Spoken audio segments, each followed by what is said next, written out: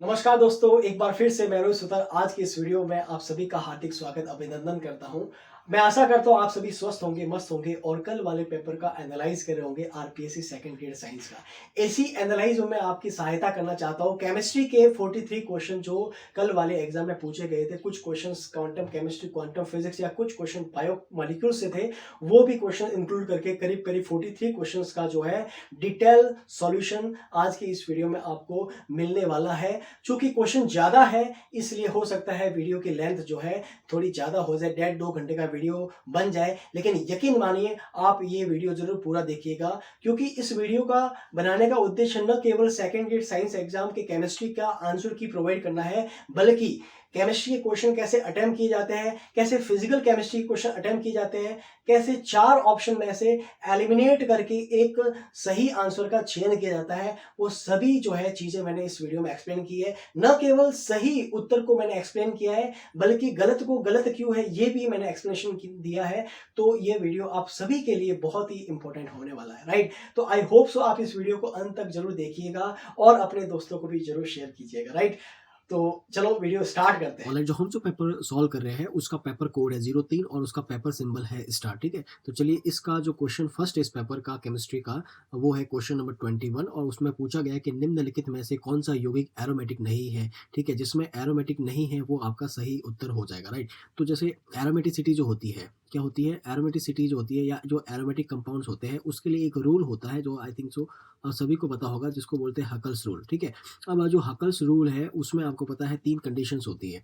3 condition कौन-कौन सी होती है? एक तो ये होती है कि उसमें जो है 4n+2 पाई इलेक्ट्रॉन्स होने चाहिए। 4n+2 पाई इलेक्ट्रॉन्स जो है उसमें होनी चाहिए। सेकंड कंडीशन ये रहती है कि वो जो है उसमें कॉन्जुगेशन होना चाहिए, उसमें कॉन्जुगेशन होना चाहिए डबल बॉन्ड का, ठीक है? और तीसरी कंडीशन ये रहती है कि वो जो कंपाउंड है वो आपका कैसा होना चाहिए, एज़ अ प्लेनर होना चाहिए, ठीक है? अगर ये कंडीशन कोई कंपाउंड जो है शो करता है तो वो डेफिनिटली एरोमेटिक होगा, ठीक है? अब मैं और थोड़ा क्लियर कर देता हूँ कि जो 4n+2 में जो n आपका है वो बेसिकली और कुछ नहीं, वो आपका होल नंबर है, ठीक है? It means 0 two plus infinite के बीच में कोई भी हो सकता है। लेट्स से अगर जी एन बराबर 0 ले लेते हैं तो यहाँ पे कितने इलेक्ट्रॉन्स हो जाएँगे? 2 पाई इलेक्ट्रॉन्स हो जाएँगे। 2 पाई इलेक्ट्रॉन्स हो जाएँगे और 2 पाई इलेक्ट्रॉन्स का मतलब होता है एक डबल बॉन्ड। इसी तरह से अगर एन बराबर 1 ले लेता हूँ तो यहाँ पे बेसिकली 6 पाई इलेक्ट्रॉन्स हो जाएँगे, जिसका मतलब होता है 3 पाई बॉन्ड, ठीक है? इसका हाफ कर लेना। और एन बराबर अगर 2 ले लेता हूँ उसका मतलब हो जाएगा 10 पाई इलेक्ट्रॉन्स, जिसका मतलब हो जाएगा 5 जो है डबल बॉन्ड, ठीक है? ये बेसिकली हो जाएगा। अब है ना कंपाउंड देखते हैं। इसमें एक और चीज़ है कि अगर नेगेटिव आ जाता है तो उसको जो है 1 पाई बॉन्ड, इसका मतलब 2 पाई इलेक्ट्रॉन्स के जैसे ट्रीट करना है, लेकिन अगर पॉजिटिव आ जाता है तो वहाँ पे ऐसा कोई देखने को नहीं मिलेगा। चूँकि यहाँ पे पॉजिटिव है तो इसका कोई रोल नहीं है। 1 pi bond it means 2 pi electrons and 2 pi electrons, 4 pi electrons and 2 pi electrons कितने हो जाएँगे? देखो 2, 2 4 और 2 6, तो ये आपके हो गए 6 पाई इलेक्ट्रॉन्स। फर्स्ट जो कंडीशन है वो फॉलो हो रही है। सेकंड क्या है, ये कॉन्जुगेशन में है। जी हाँ, जैसे ही ये डबल बॉन्ड यहाँ शिफ्ट होगा ये पॉजिटिव चार्ज यहाँ आ जाएगा। फिर जैसे ही डबल बॉन्ड यहाँ शिफ्ट होगा पॉजिटिव चार्ज यहाँ आ जाएगा। ये डबल बॉन्ड यहाँ शिफ्ट होगा पॉजिटिव चार्ज यहाँ आ जाएगा। तो कॉन्जुगेशन में भी ये सेकंड कंडीशन फॉलो हो रही है। थर्ड जो कंडीशन है वो प्लेनर, तो चूंकि ये प्लेनर भी इसलिए एरोमेटिक है, बट जो नहीं पूछा है इसलिए क्वेश्चन के अकॉर्डिंग ये जो इसका आंसर नहीं होगा। फिर हम बात करते हैं साइक्लोपेंटाडाइन एनायन के बारे में।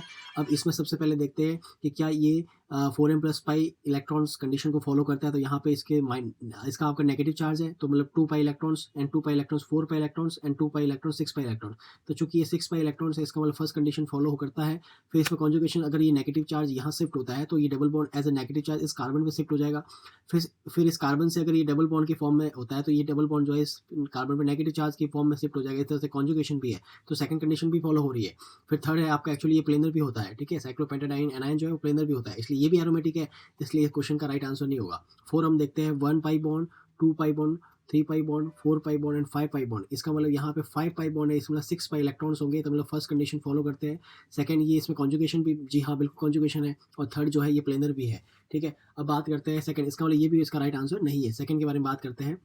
सेकंड में देखो 1 pi bond, 2 pi bond, 3 pi bond, 4 pi bond and 5 pi bond. 5 pi bond it means 6 pi electrons, sorry 10 pi electrons. इसका मतलब फर्स्ट कंडीशन फॉलो हो रही है। सेकंड कॉन्जुगेशन, जी हाँ कॉन्जुगेशन भी है। थर्ड हम चेक करते हैं प्लेनर, तो एक्चुअली ये प्लेनर नहीं है, ध्यान रखना। प्लेनर क्यों नहीं है?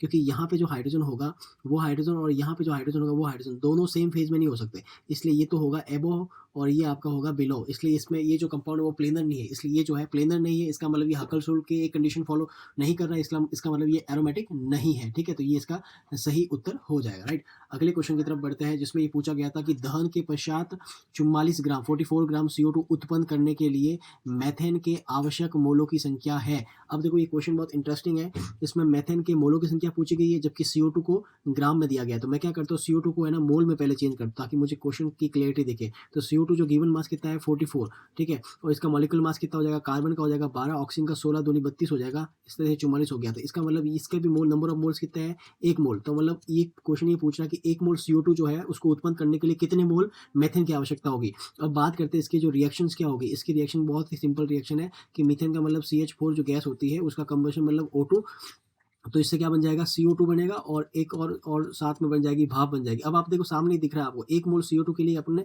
1 मोल मीथेन यूज़ किया, इसका मतलब 1 मोल ऑप्शन 1 जो है इसका सही उत्तर हो जाएगा। फिर आपका क्वेश्चन नंबर 23 था जिसमें था निम्नलिखित उत्क्रमणीय अभिक्रिया पर विचार कीजिए जो कि साम्य अवस्था में है और ये रिएक्शन दी हुई है 2 मोल ऑफ NO2 जो गैसेस है वो आपके इक्विलिब्रियम में N2O4 के साथ में, और डेल एच की वैल्यू दे रखी है, ये ब्राउन है, ये कलरलेस है, और फिर 3 स्टेटमेंट दे रखे हैं। सबसे पहले अपन क्या करते हैं, इस रिएक्शन को सिंपल फॉर्म में लिखते हैं कि भाई आपकी कोई गैस NO2 है, वो आपके इक्विलिब्रियम में N2O4 के साथ में। इसका कलर कैसा है, ब्राउन कलर है, और ये कैसी है, कलरलेस है। ये कैसी गैस में कलरलेस गैस है, ठीक है। अब देखो ये रिएक्शन फॉरवर्ड होती है, ये रिएक्शन बैकवर्ड होती है। सबसे इंपॉर्टेंट बात है इसमें डेल एच की वैल्यू दे रखी है और वो जो वैल्यू है वो कैसी दे रखी है, नेगेटिव दे रखी है। और नेगेटिव का मतलब ये किसको, नेगेटिव किसको रिप्रेजेंट करता है कि भाई रिएक्टेंट के साथ में प्रोडक्ट के साथ में हीट जो है रिलीज हो रही है, इसका मतलब ये कैसी है, एक्सोथर्मिक है, एक्सोथर्मिक है, ठीक है। अब देखो स्टेटमेंट पढ़ते हैं। अब जो मैं पहला स्टेटमेंट है उसमें क्या लिखा हुआ है कि ताप घटाने पर भूरे रंग की तीव्रता जो है घटती है। अब इसको थोड़ा है ना अलग वे से आप पढ़ना कि जो इसे बोला intensity of brown is decreases when the temperature is decreases, ठीक है। अब इंटेंसिटी ऑफ ब्राउन, अब ब्राउन की इंटेंसिटी कब डिक्रीज होगी, जब रिएक्शन फॉरवर्ड की तरफ जो है प्रोसीड होगी, ठीक है। तो अब इसका मतलब ये है कि N2O4 जो है वो बढ़ रहा है और NO2 कम हो रहा है, मतलब रिएक्शन फॉरवर्ड की तरफ जा रही है। जब हम रिएक्शन की डायरेक्शन और टेम्परेचर के बारे में बात करते हैं तो आपको पता होगा एक ऐसा नियम है, एक ऐसा प्रिंसिपल है जो इस तरह के रिलेशन शो करता है, उसको हम बोलते हैं ली सेटलियर प्रिंसिपल। क्या बोलते हैं, ली सेटलियर प्रिंसिपल, ठीक है। अब इस प्रिंसिपल के अकॉर्डिंग क्या है कि जो चेंजेस है ना, चेंजेस उस डायरेक्शन में मूव करते हैं जिस डायरेक्शन में वो चेंजेस का इफेक्ट जो है वो वापस जो है चेंज हो जाए, ठीक है। तो जैसे अगर, अच्छा इसमें एक चीज़ मैं आपको बता दूं, अगर रिएक्शन एक्सोथर्मिक है, अगर रिएक्शन कैसी है, एक्सोथर्मिक है, और उस एक्सोथर्मिक में अपन दो चीज़ें कर सकते हैं। रिएक्शन एक्सोथर्मिक में अगर टेम्परेचर आप बढ़ा भी सकते हो और टेम्परेचर आप कम भी कर सकते हो। अगर आप टेम्परेचर बढ़ाओगे तो वो रिएक्शन उस डायरेक्शन में प्रोसीड होगी जिस डायरेक्शन में टेम्परेचर कम होगा, इसका मतलब वो बैकवर्ड हो जाएगी। इसका मतलब रिएक्शन कैसे होगी, बैकवर्ड होगी। लेकिन टेम्परेचर कम करोगे तो वो कैसे हो जाएगी, आपके फॉरवर्ड रिएक्शन जो है उसका डायरेक्शन होगा। अब मुझे बताओ आपका इसमें क्या, ताप घटाने पर, जब ताप कम करेंगे ना फॉरवर्ड बढ़ेगी, मतलब ये कलरलेस हो जाएगा, ठीक है। तो ऑप्शन ए जो है वो तो सही स्टेटमेंट है। ऑप्शन बी क्या, दाब बढ़ाने पर ज्यादा N2O4 बनती है। अब देखो स्टेटमेंट बी आप सही समझो, इसमें क्या बोला, प्रेशर को इंक्रीज करें। अब मुझे ये बताओ प्रेशर इंक्रीज करेंगे तो रिएक्शन कौन सी डायरेक्शन में मूव होगी, जहां पे प्रेशर क्या हो जाए, कम हो जाए, ठीक है। अब यहाँ पे जो रिएक्टेंट थे उसके 2 मोल एक्चुअली यूज किए गए हैं, है ना। 2 मोल ऑफ NO2 है, वो है ना 1 मोल ऑफ N2O4 हो रहा है, मतलब यहाँ पे प्रेशर ज़्यादा है और यहाँ पे प्रेशर कम है। तो जब हम और इस कंडीशन में जब हम प्रेशर बढ़ाएंगे तो रिएक्शन कम प्रेशर की तरफ शिफ्ट होगी, मतलब रिएक्शन किस तरफ शिफ्ट होगी, फॉरवर्ड की तरफ शिफ्ट होगी, ठीक है। तो मतलब फॉरवर्ड की तरफ शिफ्ट होगी तो N2O4 जो है वो क्या हो जाएगा, बढ़ जाएगा, ये गैस जो है वो क्या हो जाएगी, इसकी बढ़ जाएगी। तो ये बोला कि ज़्यादा N2O4 गैस बनेगी, तो बिल्कुल ऑप्शन बी भी इसका सही है। फिर तीसरा था कि ताप बढ़ने के साथ साथ साम्यावस्था स्थिरांक का मान घटता है। अब देखो अगर ताप बढ़ेगा, अगर ताप बढ़ने के साथ में ना ताप बढ़ेगा तो रिएक्शन कैसे हो जाएगी, बैकवर्ड हो जाएगी। जब रिएक्शन बैकवर्ड होगी ना तो फिर मतलब रिएक्शन बैकवर्ड होने से क्या होगा कि जो आपके N2O4 की कंसंट्रेशन जो है, इसकी जो कंसंट्रेशन है वो डिक्रीज होगी और आपका NO2 की कंसंट्रेशन है वो क्या हो जाएगी, इंक्रीज हो जाएगी। और जो रेट कांस्टेंट होता है वो क्या होता है, प्रोडक्ट की कंसंट्रेशन, मतलब N2O4 की कंसंट्रेशन अपॉन NO2 की कंसंट्रेशन। जब इसकी कंसंट्रेशन डिक्रीज हो रही है और इसकी कंसंट्रेशन बढ़ रही है तो ऑब्वियसली इसकी कंसंट्रेशन भी क्या हो जाएगी, डिक्रीज हो जाएगी। तो ये बोला ताप बढ़ने के साथ साम्यावस्था स्थिरांक का मान घटता है, तो बिल्कुल जी हाँ घटता है। तो इसका मतलब तीनों स्टेटमेंट सही है, तो ABC सभी सही है। तो ऑप्शन नंबर 2 जो है वो इस क्वेश्चन का राइट आंसर हो जाएगा, राइट। आई होप सो आपको ये समझ में आ गया होगा। अब क्वेश्चन नंबर 24 की तरफ बढ़ते हैं जिसमें लिखा हुआ है कि 3D कक्षा के लिए नोड या नोडों की कुल संख्या है, मतलब इसमें नंबर ऑफ नोड्स पूछे गए। तो जब आपके नोट्स जो होते हैं, नोट्स एक्चुअली में नंबर ऑफ टोटल नोट्स से पहले आपको 2 नोट्स और पढ़ने पड़ेंगे। नोट्स 2 टाइप्स के होते हैं, एक तो होता है एंगुलर नोट्स, ठीक है, और एक होते हैं आपके रेडियल नोट्स, कह सकते हैं रेडियल नोट्स, ठीक है। एंगुलर नोट्स कहो या इसको एजीमुथल क्वांटम नंबर को एक ही बात है, मतलब क्वांटम नंबर मतलब द्विगुंश क्वांटम संख्या, इसको एल से रिप्रेजेंट करते हैं और ये होते हैं N minus L minus one होता है, ठीक है। तो इस हिसाब से अगर मुझे टोटल नोड निकालने हैं, टोटल नंबर ऑफ नोड्स मुझे निकालने हैं, तो देखो क्या हो जाएगा, एंगुलर प्लस रेडियल नोड्स, ठीक है। तो इस तरह से क्या हो जाएगा कि L plus N minus L minus one, तो एल से एल कैंसिल हो जाएगा, तो इनडायरेक्ट मुझे क्या मिल जाएगा, एन माइनस वन। तो याद रखना total node N minus one होते हैं। अब यहाँ पे अपन को दिया हुआ 3D, तो 3D के लिए एन का मान तो 3 है और एल का मान कितना होगा बताओ, 2 होगा, ठीक है। तो इस तरह से जो है, क्योंकि यहाँ पे डी है ना इसलिए 2 होगा। तो अब मुझे बताओ इसके नोड्स कितने हो जाएंगे, टोटल नोड्स है वो हो जाएंगे 3 minus one is equal to 2। तो यहाँ पे 2 जो है वो आपका सही आंसर हो जाएगा, ठीक है। अब नेक्स्ट आपके दिया हुआ था कि कॉलम फर्स्ट में दी गई क्वांटम संख्याओं को कॉलम सेकंड में दिए गए उनके संगत कक्षकों के साथ सुमेलित कीजिए। अब क्वांटम फर्स्ट में क्वांटम संख्या दे रही है, क्वांटम सेकंड में उनके कक्षक दे रखे। देखो बहुत सिंपल है, मैं आपको बता देता हूँ कि जो जो आपका एल होता है ना, एल वो उसका मान क्या क्या होता है, उसका मान 0 हो सकता है, 1 हो सकता है, 2 हो सकता है, 3 हो सकता है, ऐसा। ये यहाँ पे एस पी डी और एफ होते हैं, ठीक है। एस के लिए 0, पी के लिए 1, डी के लिए 2 और एफ के लिए 3।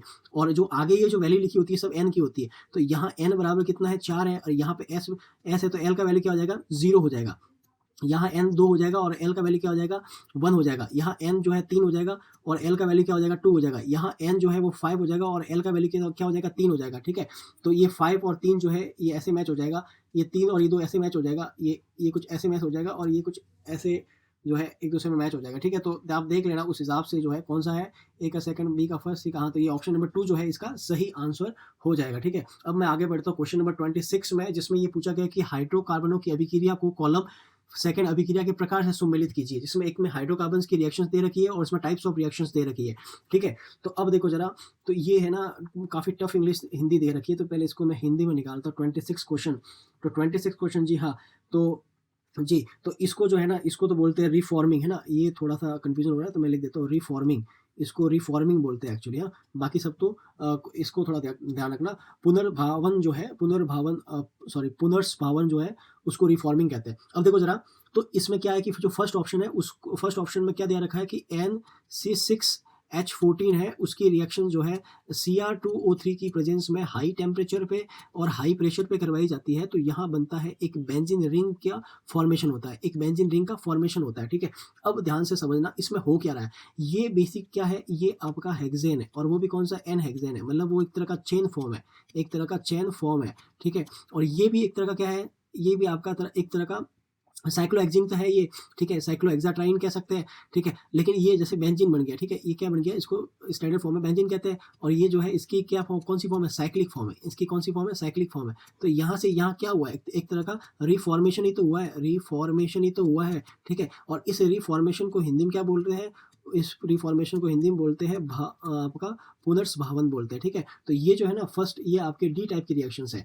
फिर अगर मैं इसमें बात करूँ तो देखो इसमें क्या हो रहा है कि जो पैलेडियम और कार्बन की प्रेजेंस में, चारकोल की प्रेजेंस में रिएक्शंस हो रही है H2 के साथ में।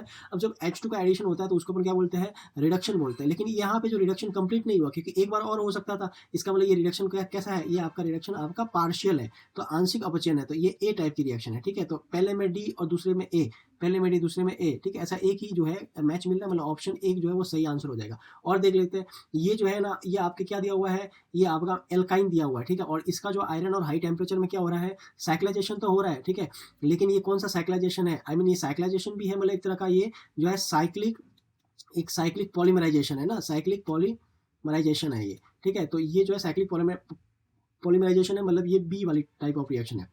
और इसमें आप देखोगे तो ये जो है कंबशन है, लेकिन ये इनकम्प्लीट है, क्योंकि कंप्लीट होता तो यहाँ पे CO2 होता है। तो ये जो है अर्धपूर्ण दहन है, मतलब ये जो सी टाइप की है। तो ये बेसिक हो गया DABC, DAB और C, इसका मतलब ऑप्शन ए जो है वो इसका सही उत्तर माना जाएगा, ठीक है। अब बात करते हैं क्वेश्चन नंबर 27 में। क्वेश्चन नंबर 27 में लिखा था कि अम्लों को उनकी बढ़ते हुए अम्ल सामर्थ्य के क्रम में व्यवस्थित कीजिए। मतलब यहाँ पे जो है, यहाँ पे आपको पूछा था एसिडिक स्ट्रेंथ पूछी गई थी, एसिडिक स्ट्रेंथ पूछी गई थी। अब एसिडिक स्ट्रेंथ बहुत सिंपल है, ठीक है। इसमें कितना, इसमें हम क्या सीखते हैं, जैसे सिंपल अगर हाइड्रेट्स दे रखे तो जो जितना H+ इजीली रिलीज करेगा ना, वो उतना ही ज़्यादा अच्छा एसिड होगा। मतलब जिसमें जो बॉन्ड है ना, जिसमें बॉन्ड जितना ज़्यादा लूज होगा, वो ज़्यादा अच्छा एसिड होगा। मतलब जिसमें ज़्यादा बॉन्ड लेंथ होगी ना, वो ज़्यादा अच्छा एसिड होगा। मतलब जिसका शेप जो है ना, शेप ज़्यादा लार्ज होगा ना, वो उतना ही अच्छा क्या होगा, आपका अच्छा एसिड होगा, तो ऑब्वियसली आयोडाइड का सबसे लार्ज शेप होता है और HF का जो है आई मीन फ्लोरीन का सबसे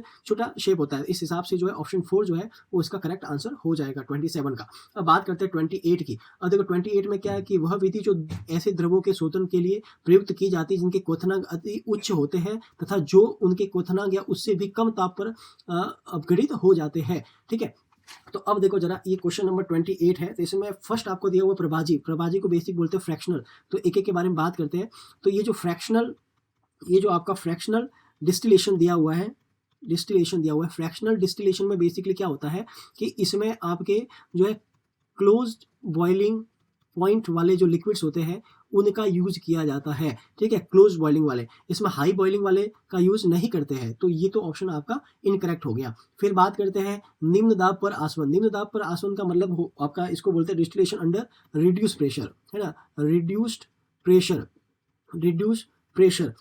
प्रेशर के अंदर डिस्टिलेशन करना। अब देखो ये बहुत इंपॉर्टेंट है, ये एक्चुअली उन लिक्विड्स के लिए यूज करते हैं जिनका हाई जो है बॉइलिंग पॉइंट है, उन लिक्विड्स के लिए यूज करते हैं और उन लिक्विड्स के लिए यूज भी करते हैं। लेकिन ध्यान रखना यहाँ पे क्या करते हैं कि जो प्रेशर है ना उसको हम कम कर लेते हैं। ठीक है, उसको हम निम्न कर लेते हैं एक्चुअली, है ना, उसको हम क्या कर लेते हैं, निम्न कर लेते हैं। जब प्रेशर निम्न हो जाएगा तो उनका बॉइलिंग पॉइंट भी जो क्या हो जाएगा, निम्न हो जाएगा। और जब बॉइलिंग पॉइंट निम्न हो जाएगा तो जो हाई बॉइलिंग पॉइंट वाले जो थे ना वो कम ताप पर अपघटित हो जाएंगे। वो कैसे हो जाएंगे, वो आपके लो टेम्परेचर पे भी क्या हो जाएंगे, आपके जो लो टेम्परेचर पे वो डिकम्पोज हो जाएंगे। लो टेम्परेचर पे क्या हो जाएंगे, डिकम्पोज हो जाएंगे। ठीक है, इस तरह से। तो इसका मतलब जो कम ताप पे अपघटित हो जाता है, इसका मतलब दूसरा जो है वो इसका सही आंसर माना जाएगा। आगे बात करते हैं विभेदी निष्कर्षण। एक्चुअली ये मेथड जो है टेम्परेचर बेसिस पे है नहीं, ये एक्चुअल में सॉल्युबिलिटी के बेसिस पे लिक्विड्स का जो है सेपरेशन किया जाता है। भाप आसवन, ये भाप आसवन क्या है मैं बता देता हूँ। एक्चुअली ये जो भाप आसवन को बोलते हैं स्टीम डिस्टिलेशन, और ये स्टीम डिस्टिलेशन है।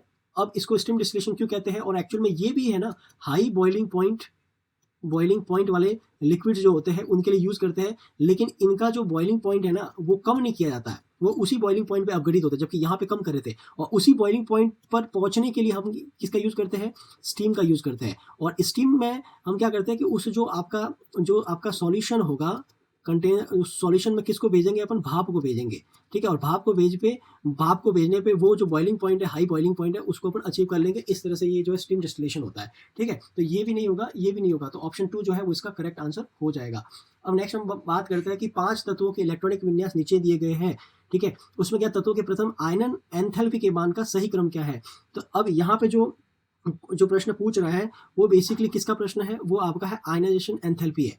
कौन सी है, आयनाइजेशन एंथैल्पीज के बारे में है ना, आयनाइजेशन एंथैल्पीज है ना, आयनाइजेशन एंथैल्पी के बारे में क्वेश्चन है। अब ये आयनाइजेशन एंथैल्पी क्या होती है कि जो भी आपका एटम्स होता है उस एटम्स के आउटर मोस्ट से जो आपका इलेक्ट्रॉन्स है उसको आपको आइसोलेट करना है ना, उसको आइसोलेट करके वैक्यूम में लेके जाओ, तब उसमें जो एनर्जी यूज होती है उसको एनर्जी को बोलते हैं आपकी आयनाइजेशन एंथैल्पी। अब देखो ये जो आपका इलेक्ट्रॉन्स को बाहर लेके जाना है ये डिपेंड करता है कि उस एटम्स के आउटर मोस्ट में इलेक्ट्रॉन के जाने के बाद में उस एटम्स पे क्या इफेक्ट पड़ता है। या तो एटम जो है वो स्टेबल हो सकता है, ठीक है, या फिर एटम जो है वो आपके क्या हो सकता है, अनस्टेबल हो सकता है। अगर वो स्टेबल हो रहा है तब तो बढ़िया है, लेकिन अनस्टेबल हो रहा है तब बढ़िया नहीं है। और अगर स्टेबल ऑलरेडी है और फिर आप लेके जा रहे हो, मतलब अनस्टेबल कर रहे हो, तब उसमें एनर्जी हाई लगेगी। ठीक है, तो अब मुझे ये बताओ, तो सबसे पहले जैसे हम इसमें बात करते हैं तो ये 2p में अपन सबसे पहले बात करते हैं। तो जो इसमें है ना, एक चीज ध्यान रखना, हमेशा जो हाफ फिल्ड होते हैं, ठीक है, और एक फुल फील्ड होते हैं, तो जो हाफ फील्ड होते हैं वो और फुल फील्ड ये जो है वो कैसे होते हैं, मोस्ट स्टेबल होते हैं कॉन्फ़िगरेशन। ठीक है, मोस्ट स्टेबल कॉन्फ़िगरेशन होते हैं। तो मैं अगर बात करूं डी के बारे में, तो क्या डी आपको मोस्ट स्टेबल दिख रहा है? जी हाँ, पी में मैक्सिमम 6 इलेक्ट्रॉन आते हैं, फुल इलेक्ट्रॉन्स होते हैं। अब यहाँ पे कितने हैं, 3 है, तो 3 है, इसका मतलब ये जो है मोस्ट स्टेबल होगा। ठीक है, तो इस तरह से डी जो है वो मोस्ट स्टेबल है, तो वो मुझे ऑप्शन नंबर 3 में दिख रहा है। ठीक है, अब इसके बाद में अगर यहाँ से एक इलेक्ट्रॉन में हटा देता हूँ तो ये मोस्ट स्टेबल वाली फॉर्म होगा। अब ध्यान रखना ये मोस्ट स्टेबल है, इसलिए इसका जब जैसे मैं एक इलेक्ट्रॉन मूव करूंगा तो मुझे बहुत ज्यादा एनर्जी देनी पड़ेगी, इसलिए डी की एनर्जी सबसे ज्यादा होगी। ठीक है, उसके बाद में आप देखो, उसके बाद में क्या होगा कि इसी में देखो जरा, ये जो पी है, उस पी में जो P4 का जो एक इलेक्ट्रॉन मूव करूंगा उसमें फिर डी से थोड़ी कम एनर्जी लगेगी। ठीक है, उसके बाद में अगर मैं बात करूं तो फिर देखो पी वाले में देखो, अगर 2p1 है और 2p2 है तो 2p2 में ज्यादा एनर्जी लगेगी। और उसके बाद में इसी तरह से क्रम में आगे बढ़ेंगे तो फिर बी में एक सेकंड, हाँ, अब देखो यहाँ पे ये स्टेबल फॉर्म है इसलिए इसकी एनर्जी ज़्यादा लगेगी, और इसको हटने पर स्टेबल फॉर्म हो रहा है इसलिए ये इजीली हट जाएगा। जो इजीली हट जाएगा इसका मतलब यहाँ पे ए आएगा और यहाँ पे बी आएगा, ठीक है। तो ये आपका ऑर्डर हो जाएगा, और ये ऑर्डर एक में ही दिया हुआ है, वो आपका है ऑप्शन नंबर 3, तो वो आपका राइट आंसर हो जाएगा, ठीक है। आई होप सो आपको ये क्वेश्चन समझ में आ गया होगा। फिर नेक्स्ट हम आगे बढ़ते हैं, जिसमें ये पूछा गया था कि निम्नलिखित में से कौन सी अभिक्रिया जो है वो असमानुपात अभिक्रिया का उदाहरण है। असमानुपात अभिक्रिया का उदाहरण है, इसका मतलब यहाँ पे जो पूछा गया है वो है डिस्प्रपोर्शनेशन रिएक्शन, ठीक है।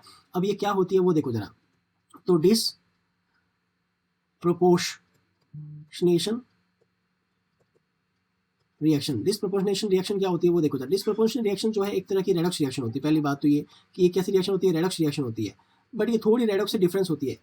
थोड़ी रेडॉक्स से क्या होता है, डिफरेंट होती है। कैसे डिफरेंट होती है कि इसमें जो एक सिंगल एलिमेंट जो होगा, इसमें आपका जो सिंगल एलिमेंट होगा वो सिंगल एलिमेंट ही क्या होगा, उस सिंगल एलिमेंट के साथ में एक बार तो होगा ऑक्सीडेशन, ठीक है, और एक बार आप उसके साथ में हो जाएगा रिडक्शन। एक बार उसके साथ में हो जाएगा ऑक्सीडेशन, एक बार उसके साथ में हो जाएगा रिडक्शन। ऑक्सीडेशन होगा तो उसका ऑक्सीडेशन नंबर जो है वो आपका इंक्रीज कर लेगा, लेकिन रिडक्शन होगा तो उसका ऑक्सीडेशन नंबर क्या हो जाएगा, डिक्रीज हो जाएगा। तो उसी एलिमेंट का ऑक्सीडेशन नंबर एक बार इंक्रीज करेगा, जबकि उसी एलिमेंट का एक बार ऑक्सीडेशन नंबर जो है क्या करेगा, डिक्रीज करेगा इन अ सिंगल रिएक्शन। तो अगर ऐसा किसी रिएक्शन में आपको मिल रहा है तो उस रिएक्शन को क्या बोलेंगे, डिस्प्रपोर्शनल रिएक्शंस बोलेंगे। अब जैसे इसमें बात करता हूँ तो F2 मॉलिक्यूल है तो इसका ऑक्सीडेशन नंबर क्या हो जाएगा, 0। यहाँ बात करता हूँ तो यहाँ पे -1 हो जाएगा। यहाँ बात करता हूँ तो यहाँ पे देखो, यहाँ पे क्या हो जाएगा, ये +2 की फॉर्म में होगा और यहाँ पे -1 की फॉर्म में होगा। एक फ्लोरीन, 2 फ्लोरीन -2 की फॉर्म में होगा। तो 0 से -1 हो गया, मतलब रिडक्शन हो गया, लेकिन 0 से यहाँ पे भी क्या हो रहा है, -1, यहाँ पे रिडक्शन हो रहा है। इसमें अगर बात करते हैं तो इसमें आप देखो जरा, इसमें O2 F2 क्या है, 0 की फॉर्म में। एक्चुअली इसमें ऐसे फाइन करने की जरूरत ही नहीं, ये तो बेसिक डिस्प्लेसमेंट रिएक्शन है ना, जिसमें F2 जो है वो O को डिस्प्लेस करके इस तरह से कर रहा था। ये भी नहीं होगा, ये भी नहीं होगा। फिर इसमें बात करते हैं तो Cl2 जो है वो आपका एज अ मॉलिक्यूल फॉर्म में 0 हो जाएगा। यहाँ पे Cl जो है +1 की फॉर्म में है, जबकि यहाँ Cl क्या है, -1 की फॉर्म में। तो यहाँ पे 0 से एक ऑक्सीडेशन बढ़ रहा है, मतलब यहाँ पे ऑक्सीडेशन हो रहा है, जबकि यहाँ पे क्या हो रहा है, यहाँ पे रिडक्शन हो रहा है, ठीक है। तो इस तरह से ये जो रिएक्शन है वो आपकी क्या कहलाएगी, डिस्प्रपोर्शनेशन रिएक्शंस कहलाएगी। जबकि यहाँ पे Cl2 जो है वो 0 की स्टेट में है, यहाँ पे Cl जो है वो -1 की स्टेट में, और ये तो अलग ही जो है एलोजन का मॉलिक्यूल है, इसलिए ये तो रिएक्शन इस टाइप की है ही नहीं। तो इसका जो थर्ड आंसर है वो इसका राइट आंसर कहलाएगा, राइट। अब आगे बात करते हैं कि BF3 आबंधन संकरण कक्ष को बनाने के लिए बोरोन के कितने 2p परमाणु कक्षक संकरण में भाग लेते हैं। अच्छा ठीक है, मतलब इसका बेसिक अगर हाइब्रिडाइजेशन देखें तो वहाँ से आपको पता चल जाएगा कि कितने 2p जो है वर्क कर रहे हैं, मतलब कितने 2p जो है वो पार्टिसिपेट कर रहे हैं। तो अगर BF3 जो है वो एक तरह का AB3 टाइप का कंपाउंड, अब कैसे मैं बताता हूँ। तो सबसे पहले आपको देखना होगा कि इसका इलेक्ट्रॉनिक कॉन्फ़िगरेशन अगर आप देखोगे तो ये आपका हो जाएगा 1s2, 2s2 और 2p1, ठीक है। 3 इसमें जो है वो आपके क्या है, जो है वैलेंस इलेक्ट्रॉन्स है, ठीक है। और इस वैलेंस इलेक्ट्रॉन्स में 3 ही आपके बॉन्ड पेयर्स यूज हो रहे हैं, तो इस तरह से इसमें लोन पेयर है नहीं। तो इसका जो स्टेरिक नंबर होगा वो होगा नंबर ऑफ लोन पेयर, या ये कहूँ कि नंबर ऑफ बॉन्ड पेयर 3 और लोन पेयर कितना, 0। तो नंबर ऑफ स्टेरिक कितना हो गया, 3। और जब 3 स्टेरिक नंबर है तो ये sp2 हो जाएगा, और जब sp2 होगा मतलब 2 जो है वो 2p मॉलिक्यूल यूज हो रहे हैं, ठीक है। तो 2 हो रहे हैं, तो इसका मतलब ये जो है फोर्थ जो है क्वेश्चन ऑप्शन वो इसका इस क्वेश्चन का राइट आंसर कहलाएगा, राइट। आई होप सो ये क्वेश्चन आपको समझ में आ गया होगा। अब अगला क्वेश्चन देखते हैं। नेक्स्ट क्वेश्चन में क्या पूछा गया कि आधुनिक आवर्त सारणी के संदर्भ में निम्नलिखित कथनों पर विचार कीजिए। इसमें लिखा कि एस तथा जो पी ब्लॉक्स होते हैं के तत्वों को सम्मिलित रूप से निरूपक तत्व, इट मीन्स रिप्रेजेंटेटिव, क्या बोलेंगे इसको, रिप्रेजेंटेटिव एलिमेंट्स कहते हैं। तो ऑब्वियसली जो एस ब्लॉक और जो पी ब्लॉक के एलिमेंट्स होते हैं उसको अपन रिप्रेजेंटेटिव या उसको मेन ग्रुप एलिमेंट्स भी कहते हैं, ठीक है। तो ये स्टेटमेंट ये तो सही है। दूसरा है Mg2+ Al3+ Al में अधिकतम आकार वाली स्पीसीज Mg है। अब देखो सबसे पहले आप है ना न्यूट्रल स्पीसीज देखो, एल्यूमिनियम और मैग्नीशियम, उसमें आपका जो एल्यूमिनियम है उसका साइज जो है वो छोटा होगा कैसे, मैग्नीशियम से, ठीक है। और इसमें ध्यान रखना हमेशा उसका जो पॉजिटिव होता है उसका साइज हमेशा उसके न्यूट्रल स्पीसीज से कम होगा। इसमें भी पॉजिटिव होगा, उसका न्यूट्रल स्पीसीज से कम होगा। तो अगर इस हिसाब से मैं देखूँ तो इसका ऑर्डर हो जाएगा Al3+ का साइज सबसे कम होगा, Al देन Mg+2 और देन आपका मिल जाएगा Mg, राइट। तो इस तरह से मुझे देखने को मिल रहा है कि Mg सबसे जो है बड़ी साइज में है स्पीसीज। तो इस तरह से ये स्टेटमेंट भी आपका सही है। एक आवर्त में बाएं से दाएं जाने पर विद्युत ऋणता साधारण घटती है। अब देखो जैसे आवर्त का मतलब क्या होता है, जो आपकी ऐसे रो होती है, ठीक है। उस रो में आप जब लेफ्ट साइड से राइट साइड में जाओगे, ठीक है, तो आपका जो है क्या होगा, तो आपके जो इलेक्ट्रॉन्स है ना वो आपके एक ही सेल में फिल होते हैं, एक ही सेल में क्या होते हैं, फिल होते हैं। जैसे आपका जो है इफेक्टिव न्यूक्लियस अट्रैक्शन फोर्स जो है, अट्रैक्शन फोर्स जो है वो क्या हो जाता है, वो आपका इंक्रीज हो जाता है। और जब ये इंक्रीज होता है तो उसकी जो साइज है ना, साइज क्या हो जाती है, डिक्रीज हो जाती है। जब साइज डिक्रीज होती है तो उसकी इलेक्ट्रोनेगेटिविटी जो है, इलेक्ट्रोनेगेटिविटी भी क्या हो जाती है, इंक्रीज हो जाती है। तो इस तरह से इलेक्ट्रोनेगेटिविटी इंक्रीज जाती है लेफ्ट से राइट होने पे। ये बोला है बाय से दाएं, इट मीन लेफ्ट से राइट जो है घटती है। तो ये स्टेटमेंट रॉन्ग है, ठीक है। तो इसमें दो स्टेटमेंट सही है, फर्स्ट और सेकंड। तो फर्स्ट और second, it mean option number जो है first and second, option number 4 जो है इसका सही उत्तर होगा। आई होप से क्वेश्चन आपको समझ में आ गया होगा। क्वेश्चन नंबर 33 देखते हैं। निम्नलिखित कार्ब धनायनों में उनके स्थायित्व के बढ़ते क्रम में व्यवस्थित कीजिए। अब देखो ये कार्ब धनायन दिए हुए हैं, तो मैं इसका मतलब जो कार्बोकेटायन है, क्या है, ये कार्बोकेटायंस है।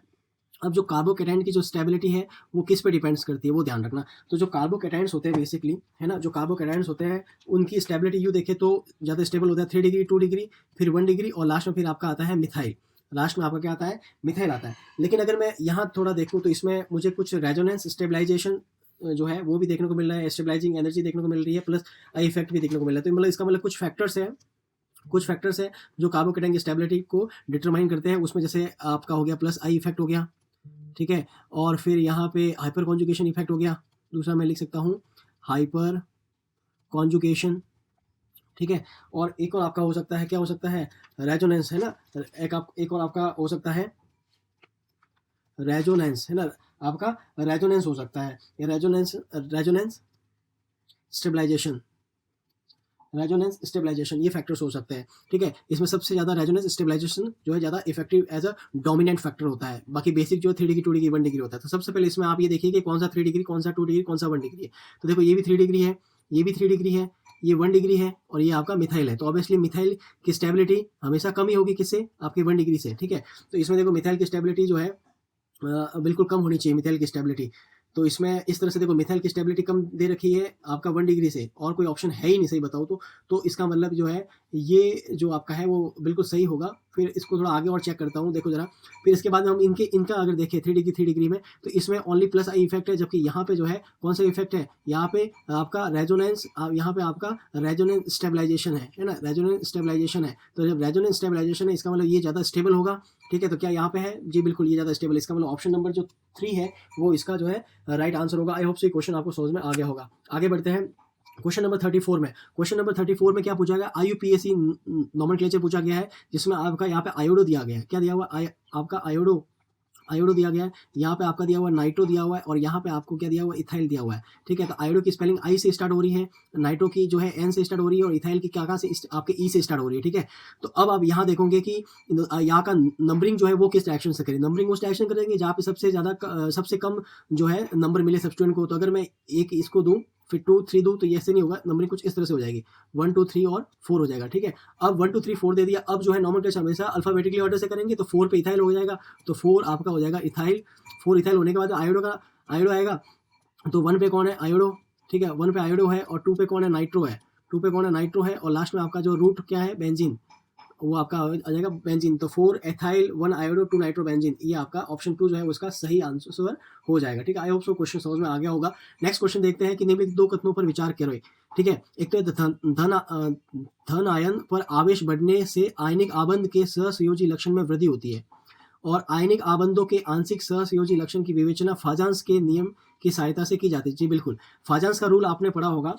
फाजांस का रूल एक्चुअल में क्या है कि वो जो है ना कोवेलेंट कैरेक्टर की बात करता है। ये जो फाजांस रूल है जो है, वो फाजांस रूल क्या करता है, कोवेलेंट कैरेक्टर्स जो होता है वो कोवेलेंट कैरेक्टर्स की बात करता है ऑफ एन आयोनिक बॉन्ड के कोवेलेंट कैरेक्टर की बात करता है। और उसमें ये बताया गया है कि जो कैटायन होता है वो जितना ज़्यादा हायर चार्ज का होगा, इसका ये या फिर कह सकते हैं कि जितनी स्मॉलर इन साइज का होगा, उसमें उतनी ही जो है पोलराइजिंग पावर होगा, उसमें इतनी ही पोलराइजिंग क्या होगी, पावर होगी। और जितनी ज़्यादा पोलराइजिंग पावर होगी उतना ही उसमें कौन सा कैरेक्टर होता है, उसमें आपका कोवेलेंट कैरेक्टर होता है, ठीक है। अब आप ध्यान से सुनिए। तो सेकंड तो पूरा फाजांस का स्टेटमेंट ही था। फर्स्ट देखो, धनायन पर आवेश बढ़ने से, अगर आवेश बढ़ेगा तो स्मॉलर साइज या हायर चार्ज वही है, पोलराइजिंग पावर बढ़ेगी, कोवेलेंट कैरेक्टर बढ़ेगा, तो आयनिक आबंध में सहसंयोजी लक्षण में वृद्धि होती है। बिल्कुल, तो कथन सेकंड भी सही है। तो इसका मतलब फर्स्ट और सेकंड दोनों सही है, तो फर्स्ट और दोनों सही है, ठीक है। और ये जो है विवेचना भी करता है। अच्छा, दोनों सही ऐसे ही है, तो ऑप्शन नंबर 2 जो है वो इसका करेक्ट आंसर हो जाएगा। आई होप सो क्वेश्चन समझ में आ गया होगा। 84 क्वेश्चन देखते हैं।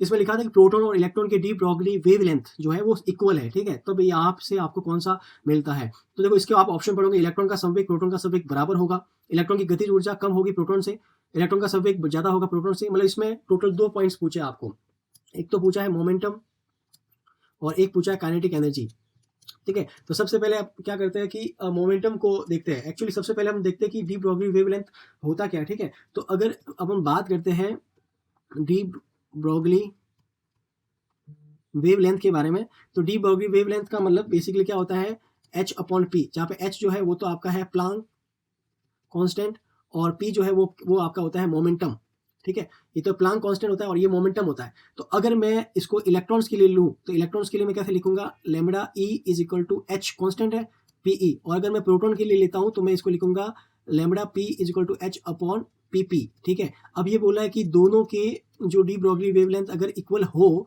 तब क्या होगा, तो इसको मैं लिखूंगा h upon PE is equal to H upon PP, h से h कैंसल आउट हो जाएगा और मुझे फाइनल मिलेगा PE is equal to PP. इसका मतलब मोमेंटम भी इनके इक्वल है। तो यहाँ लिखा है संवेग के जो है इलेक्ट्रॉन का संवेग प्रोटॉन के संवेग के इक्वल है, मतलब ये जो है ना सही है। तो ये जो संवेग वाला ये क्या हो जाएगा, गलत हो जाएगा, है ना। और अगर मैं बात करता हूँ एनर्जी की, ठीक है, अगर मैं बात करता हूँ एनर्जी की, तो देखो एनर्जी में क्या होगा, एनर्जी जो होती है काइनेटिक एनर्जी वो बेसिकली क्या होती है, वो आपके होती है मोमेंटम का स्क्वायर अपॉन 2m, है ना, मास का मल्टीप्लाई ट्वाइस ऑफ मास, है ना, ऐसे होती है। अब देखो मास ऑफ इलेक्ट्रॉन्स के बारे में बात करते हैं तो बहुत कम होता है as compare to mass of proton का, ठीक है। तो अब इस हिसाब से जिसका प्रोटॉन का मास ज्यादा है मतलब उसकी काइनेटिक एनर्जी कम हो जाएगी। तो इस बेसिस पे मैं कह सकता हूँ कि kinetic energy of electrons is more than as compare to kinetic energy of proton, ठीक है। तो ये होता है। अब इसमें क्या बोला है कि इलेक्ट्रॉन का संवेग, अच्छा ये तो इसमें बोला इलेक्ट्रॉन की गतिज ऊर्जा कम होगी, तो कम नहीं होगी ज्यादा होगी, तो ये तो गलत हो गया। फिर इलेक्ट्रॉन गतिज ऊर्जा इक्वल भी नहीं होती है क्योंकि ज्यादा होती है, ठीक है। तो ये दोनों गलत हो गए। तो इसका 84 का ऑप्शन नंबर 1 जो है वो इसका करेक्ट आंसर होगा। आई होप सो ये क्वेश्चन आपको समझ में आ गया होगा। आगे बढ़ते हैं क्वेश्चन नंबर 98 में। अब ये क्या है कि उष्मागतिकी विभवों के संबंध में निम्नलिखित में से कौन सा कथन सत्य नहीं है, ठीक है, सत्य नहीं है, ध्यान रखना सत्य नहीं है पूछा है। पहला आपका स्टेटमेंट जो है या पहला ऑप्शन है वो है एक उत्क्रमणीय रिवर्सिबल जो है समतापी आइसोथर्मल प्रोसेस है, प्रकरण में किया गया कार्य हेल्महोल्ट्ज मुक्त ऊर्जा में वृद्धि के बराबर होता है। तो यहाँ से है ना, देखो अगर मैं फर्स्ट के बारे में बात करूँ तो यहाँ से आपको पता होगा कि जो हेल्महोल्ट्ज डेल्टा ए है, मतलब डेल्टा ए का मतलब है हेल्महोल्ट्ज एनर्जी में जो चेंजेस होते हैं वो एक तो आपके अधिकतम कार्य है ना उसके बराबर होता है, और एक आपके इसमें ये होता है कि डेल्टा ए जो है वो होगा माइनस डब्ल्यू रिवर्सिबल। तो रिवर्सिबल के लिए माइनस डब्ल्यू होता है, ठीक है। अब यहाँ जो दिया हुआ है वो वृद्धि के बराबर होता है, तो वृद्धि नहीं है यहाँ, तो कमी है, ठीक है, यहाँ तो कमी है, ठीक है। तो ये आई थिंक इसके लिए प्रॉपर है, तो इसके हिसाब से ये वृद्धि के बराबर नहीं कमी के बराबर, तो ये तो गलत हो गया, और जो गलत है वही सही है, तो ये मतलब सही है इसका, है ना। ये स्टेटमेंट रॉन्ग है ना, तो ये जो सत्य नहीं है वही सही था, तो ये ऑप्शन ए सही होगा, ऑप्शन ए जो है वो सही हो जाएगा एक।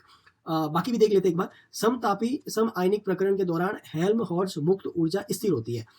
अब यहाँ पे हेल्महोल्ट्ज वापस आ रहा है, तो इसका जो है फॉर्मूले से इसको सॉल्व करना पड़ेगा। अब आपको पता है हेल्महोल्ट्ज का जो है फॉर्मूला क्या होता है, हेल्महोल्ट्ज का फॉर्मूला बेसिक होता है ए बराबर क्या होता है यू माइनस टी एस, ठीक है। अब जब इसमें जो चेंजेस के बारे में बात करेंगे तो ये क्या हो जाएगा डी यू माइनस, एक बार जो है इसको ऐसे लिख दूं और एक बार जो है इसको एस को कांस्टेंट रख के ऐसे लिख देता हूँ। अब ये जो प्रकरण कौन सा सम आयनिक, समतापी और सम आयनिक है, मतलब एक तो आपका है आइसोथर्मल है और एक आपका आइसोक्रोनिक है ना, आइसोक्रोनिक है, जिसमें आइसोथर्मल में तो आपका delta T is equal to zero हो जाएगा, आइसोक्रोनिक में delta V is equal to zero हो जाएगा। तो इस हिसाब से यहाँ पे मुझे मिल जाएगा D is equal to D U minus T D S मिल जाएगा, क्योंकि ये टर्म तो क्या हो जाएगी जीरो के इक्वल हो जाएगी। अब आपको पता है अब इसको वॉल्यूम के लिए मुझे क्या करना पड़ेगा, डी यू के बारे में बात करनी पड़ेगी ना। डी यू बराबर क्या होता है, इसको मैं लिख सकता हूँ D V plus T delta S या डी एस, ठीक है। तो यहाँ पे डी वी जीरो है तो डी यू बराबर क्या हो जाएगा टी डी एस हो जाएगा, ठीक है। तो इस हिसाब से मेरा डी ए आपका आ जाएगा T D S minus T D S, तो ये जो डी ए है वो किसके बराबर होगा जीरो,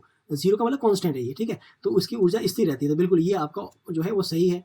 तीसरा हम अगर बात करें तो तीसरा स्टेटमेंट क्या था, एक उत्क्रमणीय समदाबी प्रक्रम के लिए एंथैल्पी में परिवर्तन अवशोषित ऊष्मा के बराबर होता है। अब जब एंथैल्पी है तो एंथैल्पी वाला फॉर्मूला देखो जरा क्या होता है, H बराबर होता है internal energy product of pressure and volume. अब ये जो है समदाबी प्रक्रम है, तो अगर उसको मैं डी एच की फॉर्म में लिखता हूँ तो डी यू प्लस एक बार पी डी वी कर दो और एक बार वी डी पी कर दो। और चूंकि ये उत्क्रमणीय समदाबी प्रक्रम है, मतलब ये जो है आइसो बारीक है, आइसो बारीक है। जब आइसो बारीक होगा तो डीपी बराबर क्या हो जाएगा, डीपी बराबर हो जाएगा जीरो। जब डीपी जीरो हो जाएगा तो ये आपका डी एच बराबर हो जाएगा D you plus P delta we हो जाएगा, ठीक है। और फिर क्या पूछ रहा है, अच्छा, और फिर ये पूछ रहा है कि ठीक है, और अवशोषित ऊष्मा, अब जब ऊष्मा को इंट्रोड्यूस करना है, ठीक है, अब इंटरनल एनर्जी दी हुई है, ऊष्मा को इंट्रोड्यूस करना है, कैसे करेंगे देखो। तो इसको है ना, मैं इसको ऐसे लिखता हूँ कि फर्स्ट लॉ ऑफ थर्मोडायनेमिक। अब फर्स्ट लॉ ऑफ थर्मोडायनेमिक से क्या होगा, उससे मैं ये लिख सकता हूँ कि जो आपका जो ये यू होता है ना, इसको मैं ऐसे लिख सकता हूँ, D U is equal to D Q, ठीक है, माइनस पी डी वी, ये लिख सकता हूँ, ठीक है, लिख सकता हूँ मैं, ऐसे हो जाएगा आई थिंक सो। और चूंकि वो उसमें समदाबी एंथैल्पी अवशोषित ऊष्मा के बराबर होता है, हाँ ठीक है। तो इसको अगर मैं यहाँ पुट करता हूँ तो मुझे डी एच बराबर क्या मिल जाएगा, D Q minus P D V plus P D V, ठीक है। ये जो डी क्यू था ना, इसकी जगह मैंने ये पुट कर दिया, तो ये कैंसिल हो गया, तो आपको क्या मिल गया, D H is equal to D Q मिल गया। बोलो ये सॉल्व हो गया क्वेश्चन। अब ये क्या बोल रहा है कि जो आपका एंथैल्पी में जो चेंजेस है ना, या एंथैल्पी है ना, वो आपके डी क्यू के बराबर है। ये तो बोल रहा था कि एंथैल्पी में परिवर्तन है अवशोषित ऊष्मा के बराबर होता है। तो ये थर्ड भी जो है स्टेटमेंट सही है। फोर्थ क्या था, अनुत्क्रमणीय सम दाबीय रुद्धोष्म प्रक्रम में एंथैल्पी स्थिर होती है। अब रुद्धोष्म प्रक्रम होगा ना, तो देखो फोर्थ जो है वो एडियाबैटिक है, एक्चुअली एडियाबैटिक है। और जब एडियाबैटिक में मतलब जो डीक्यू है ना, वो किसके बराबर होता है, जीरो। तो आपको ये पता है ना, डीएच बराबर क्या था, डीक्यू था आइसोबारिक में, किसमें था ये, आइसोबारिक में था, आइसोबारिक में था। तो जब ये एडियाबैटिक और हो जाएगा ना आपका, जो है एडियाबैटिक और हो जाएगा, तो एडियाबैटिक होने पे आपका डीक्यू जीरो हो जाएगा, तो डीएच भी क्या हो जाएगा, जीरो हो जाएगा। तो इस तरह से जो है समदाबी रुद्धोष्म प्रक्रम में एंथैल्पी क्या होती है, स्थिर रहती है। डीएच जीरो मतलब जीरो नहीं है, वो डीएच जीरो, एच जीरो नहीं है, ठीक है। तो ये भी आपका सही है। तो ऑप्शन नंबर कौन सा गलत था, फर्स्ट गलत था ना, तो वो इसका करेक्ट आंसर होगा। तो फर्स्ट इसका करेक्ट आंसर 98 का, ठीक है। आई होप से क्वेश्चन समझ में आ गया होगा। फिर बात करते हैं 99। इसमें क्या था कि एक जो है हार्मोनिक ऑसिलेशन दिया था दोलित की अवस्थाओं के लिए, एक्स स्क्वायर जो है उसका मान क्या दिया हुआ था, A H cross upon 2m omega. अब इसको है ना मैं ऐसे लिखता हूँ, देखो जरा ऐसे क्यों लिखता हूँ, अभी आपको समझ में आ जाएगा। 2m ओमेगा और यहाँ पे ए लिखता हूँ, क्योंकि अगर आप देखोगे इसमें ए का वैल्यू पूछा है, ए का मान ज्ञात कर पूछा है। तो इसके लिए बेसिकली क्या होता है, आपने देखा होगा कि H cross 2m omega 2n+1 होता है फॉर्मूला, ठीक है। तो ये जो अगर कंपेयर आप करोगे तो ए बराबर क्या हो जाएगा, ए बराबर हो जाएगा 2n+1। तो ये जो 2n+1 है वो इसका करेक्ट आंसर हो जाएगा, ठीक है। अब हम आगे बात करते हैं क्वेश्चन नंबर 103। उसमें क्या दिया हुआ कि 100 डिग्री सेल्सियस पर 1 किलोग्राम पानी की आंतरिक ऊर्जा में वृद्धि की गणना करें, ठीक है। अच्छा, मतलब इंटरनल एनर्जी जो है वो है उसकी कैलकुलेशन करना है ना, मतलब यू का कैलकुलेशन करना है। और अगर बात करें गिवन डाटा के बारे में, बात करें गिवन डाटा दिया हुआ है, एक तो उसका दिया हुआ है मास, है ना, क्या दिया हुआ है, मास ऑफ वाटर दिया हुआ है, मास ऑफ वाटर, ठीक है। और वो कितना दिया हुआ है, मास ऑफ वाटर दिया हुआ है 1 kg, कितना दिया हुआ है 1 kg, ठीक है। ये दिया हुआ है 1 kg प्रति, जब इसे समान ताप और 100 किलो पास्कल है ना, मतलब यहाँ पे प्रेशर भी दिया हुआ है, ठीक है। अच्छा, टेम्परेचर एक लिख देता हूँ। टेम्परेचर जो है अभी आपने पढ़ा था, टेम्परेचर 100 डिग्री सेल्सियस है ना। टेम्परेचर कितना था, 100 डिग्री सेल्सियस, ठीक है। और जो है प्रेशर कितना दिया हुआ है, प्रेशर दिया हुआ है, प्रेशर पी, टेम्परेचर टी, मास को एम लिख दो। प्रेशर दिया हुआ है 1000 और 1000 का यहाँ लगा देना, ये है पास्कल, 10⁵ पास्कल है, ठीक है। और पानी और भाप का घनत्व, तो इसको मैं स्टीम भी लिख देता हूँ यहाँ पे, स्टीम है ना, स्टीम भी लिख देता हूँ। तो यहाँ पे पानी और भाप का घनत्व, घनत्व का मतलब डेंसिटी, तो डेंसिटी ऑफ वाटर मतलब इसको मैं रो डब्ल्यू से रिप्रेजेंट करता हूँ। और वो दिया हुआ है 1000 किलोग्राम पर मीटर क्यूब। और अगर मैं यहाँ पे स्टीम की अगर लिखता हूँ तो वो दी हुई है 0.6 किलोग्राम पर मीटर क्यूब। और यहाँ पे लेटेंट जो है ऊष्मा दी हुई है ना, लेटेंट ऊष्मा, ठीक है, वाष्पीकरण की, वेपोराइजेशन की, वो दी हुई है 2.25 × 10⁶ जूल पर kg। अब पूछा क्या गया, इंटरनल एनर्जी जो है वो देखना है। तो आपको पता है चेंज इन इंटरनल एनर्जी ना, वृद्धि, हाँ। तो देखो अभी जस्ट एक अपने फॉर्मूला पढ़ा था, DQ, सॉरी, अपन अभी जस्ट एक फॉर्मूला अपन ने पढ़ा था। उस फॉर्मूले में क्या था कि आपका DU बराबर क्या था, Q माइनस W था। और ये जो Q है ना, वो एक्चुअली क्या है, हीट है ना। और ये जो है ना एक तरह का क्या है, वर्क है। और इस वर्क का फंक्शन है वो P, इसको अपन DV के फॉर्म में लिख सकते हैं, ठीक है। अब ये जो हीट है ना वो कहाँ से आएगी मैं बताता हूँ।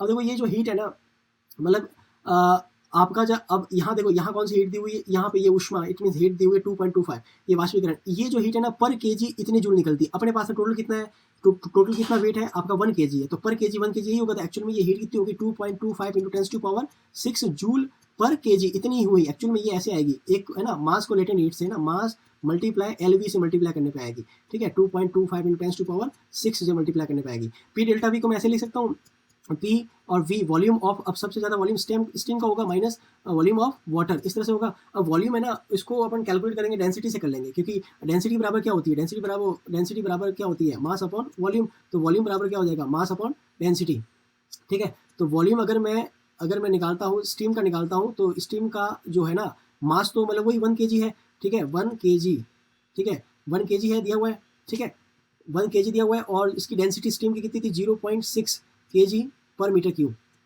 ठीक है।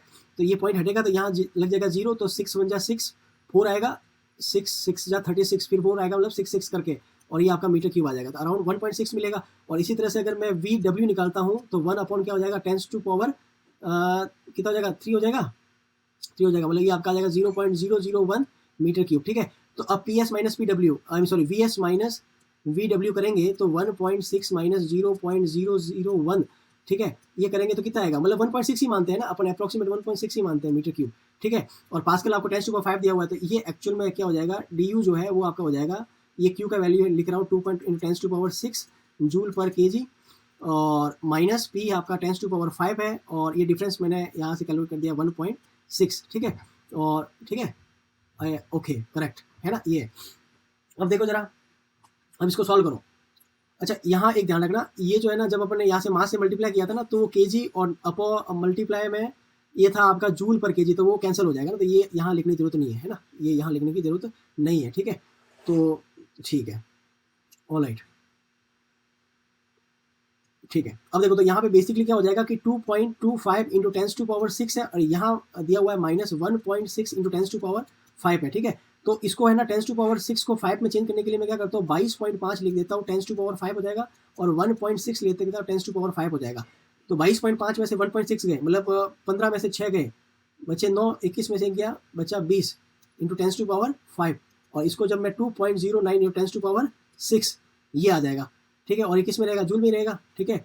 यहाँ पे पास्कल मीटर क्यूब जूल है ना, तो अब ये ठीक है, तो ये जो है ना इसमें आ रहा है 8 आ रहा है ना, तो हाँ कोई बात नहीं, वो जस्ट एक अप्रोक्सीमेट लिया था ना, तो ये 10⁶ वाला 10⁶ ये, तो ऑप्शन 4 जो है वो इसका करेक्ट आंसर हो जाएगा। आई होप सो ये क्वेश्चन थोड़ा कैलकुलेटिंग था, बट आपको समझ में आ गया होगा, राइट।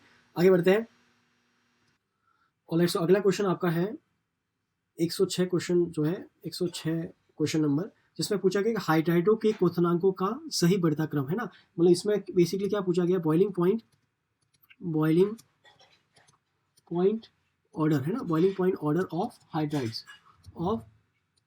पूछा गया। अब देखो, boiling point order of hydrides जो है उसमें बेसिकली 2 फैक्टर्स होते हैं। इसमें अगर मैं फैक्टर्स के बारे में बात करता हूँ, तो इसके जो फैक्टर्स है वो बेसिकली 2 फैक्टर्स यहाँ होंगे। एक तो आपका होगा हाइड्रोजन बॉन्ड, ठीक है, और दूसरा जो फैक्टर है वो क्या हो जाएगा, वो आपका हो जाएगा वान डर वाल्स बॉन्ड है ना, वान डर वाल्स फोर्स लिख दो ना, फोर्सेस, वान डर वाल्स फोर्सेस है ना, लंडन या डिस्पर्सन काइंड ऑफ।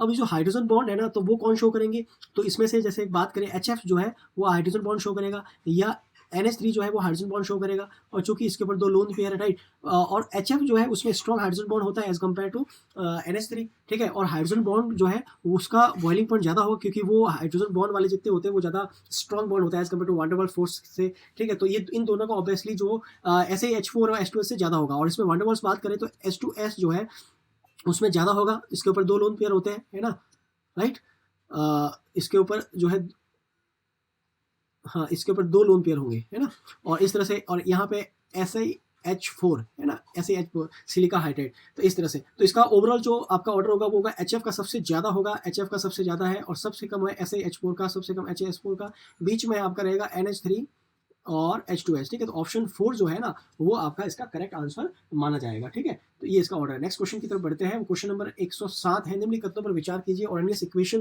के लिए जो है नेचुरल लॉग के और 1/t के मध्य जो ग्राफ प्लॉट करते हैं, तो उसका जो स्लोप है ना वो -EA/r होता है, और ये एक्टिवेशन एनर्जी है, और r जो है वो एज अ जो है गैस कांस्टेंट है ना।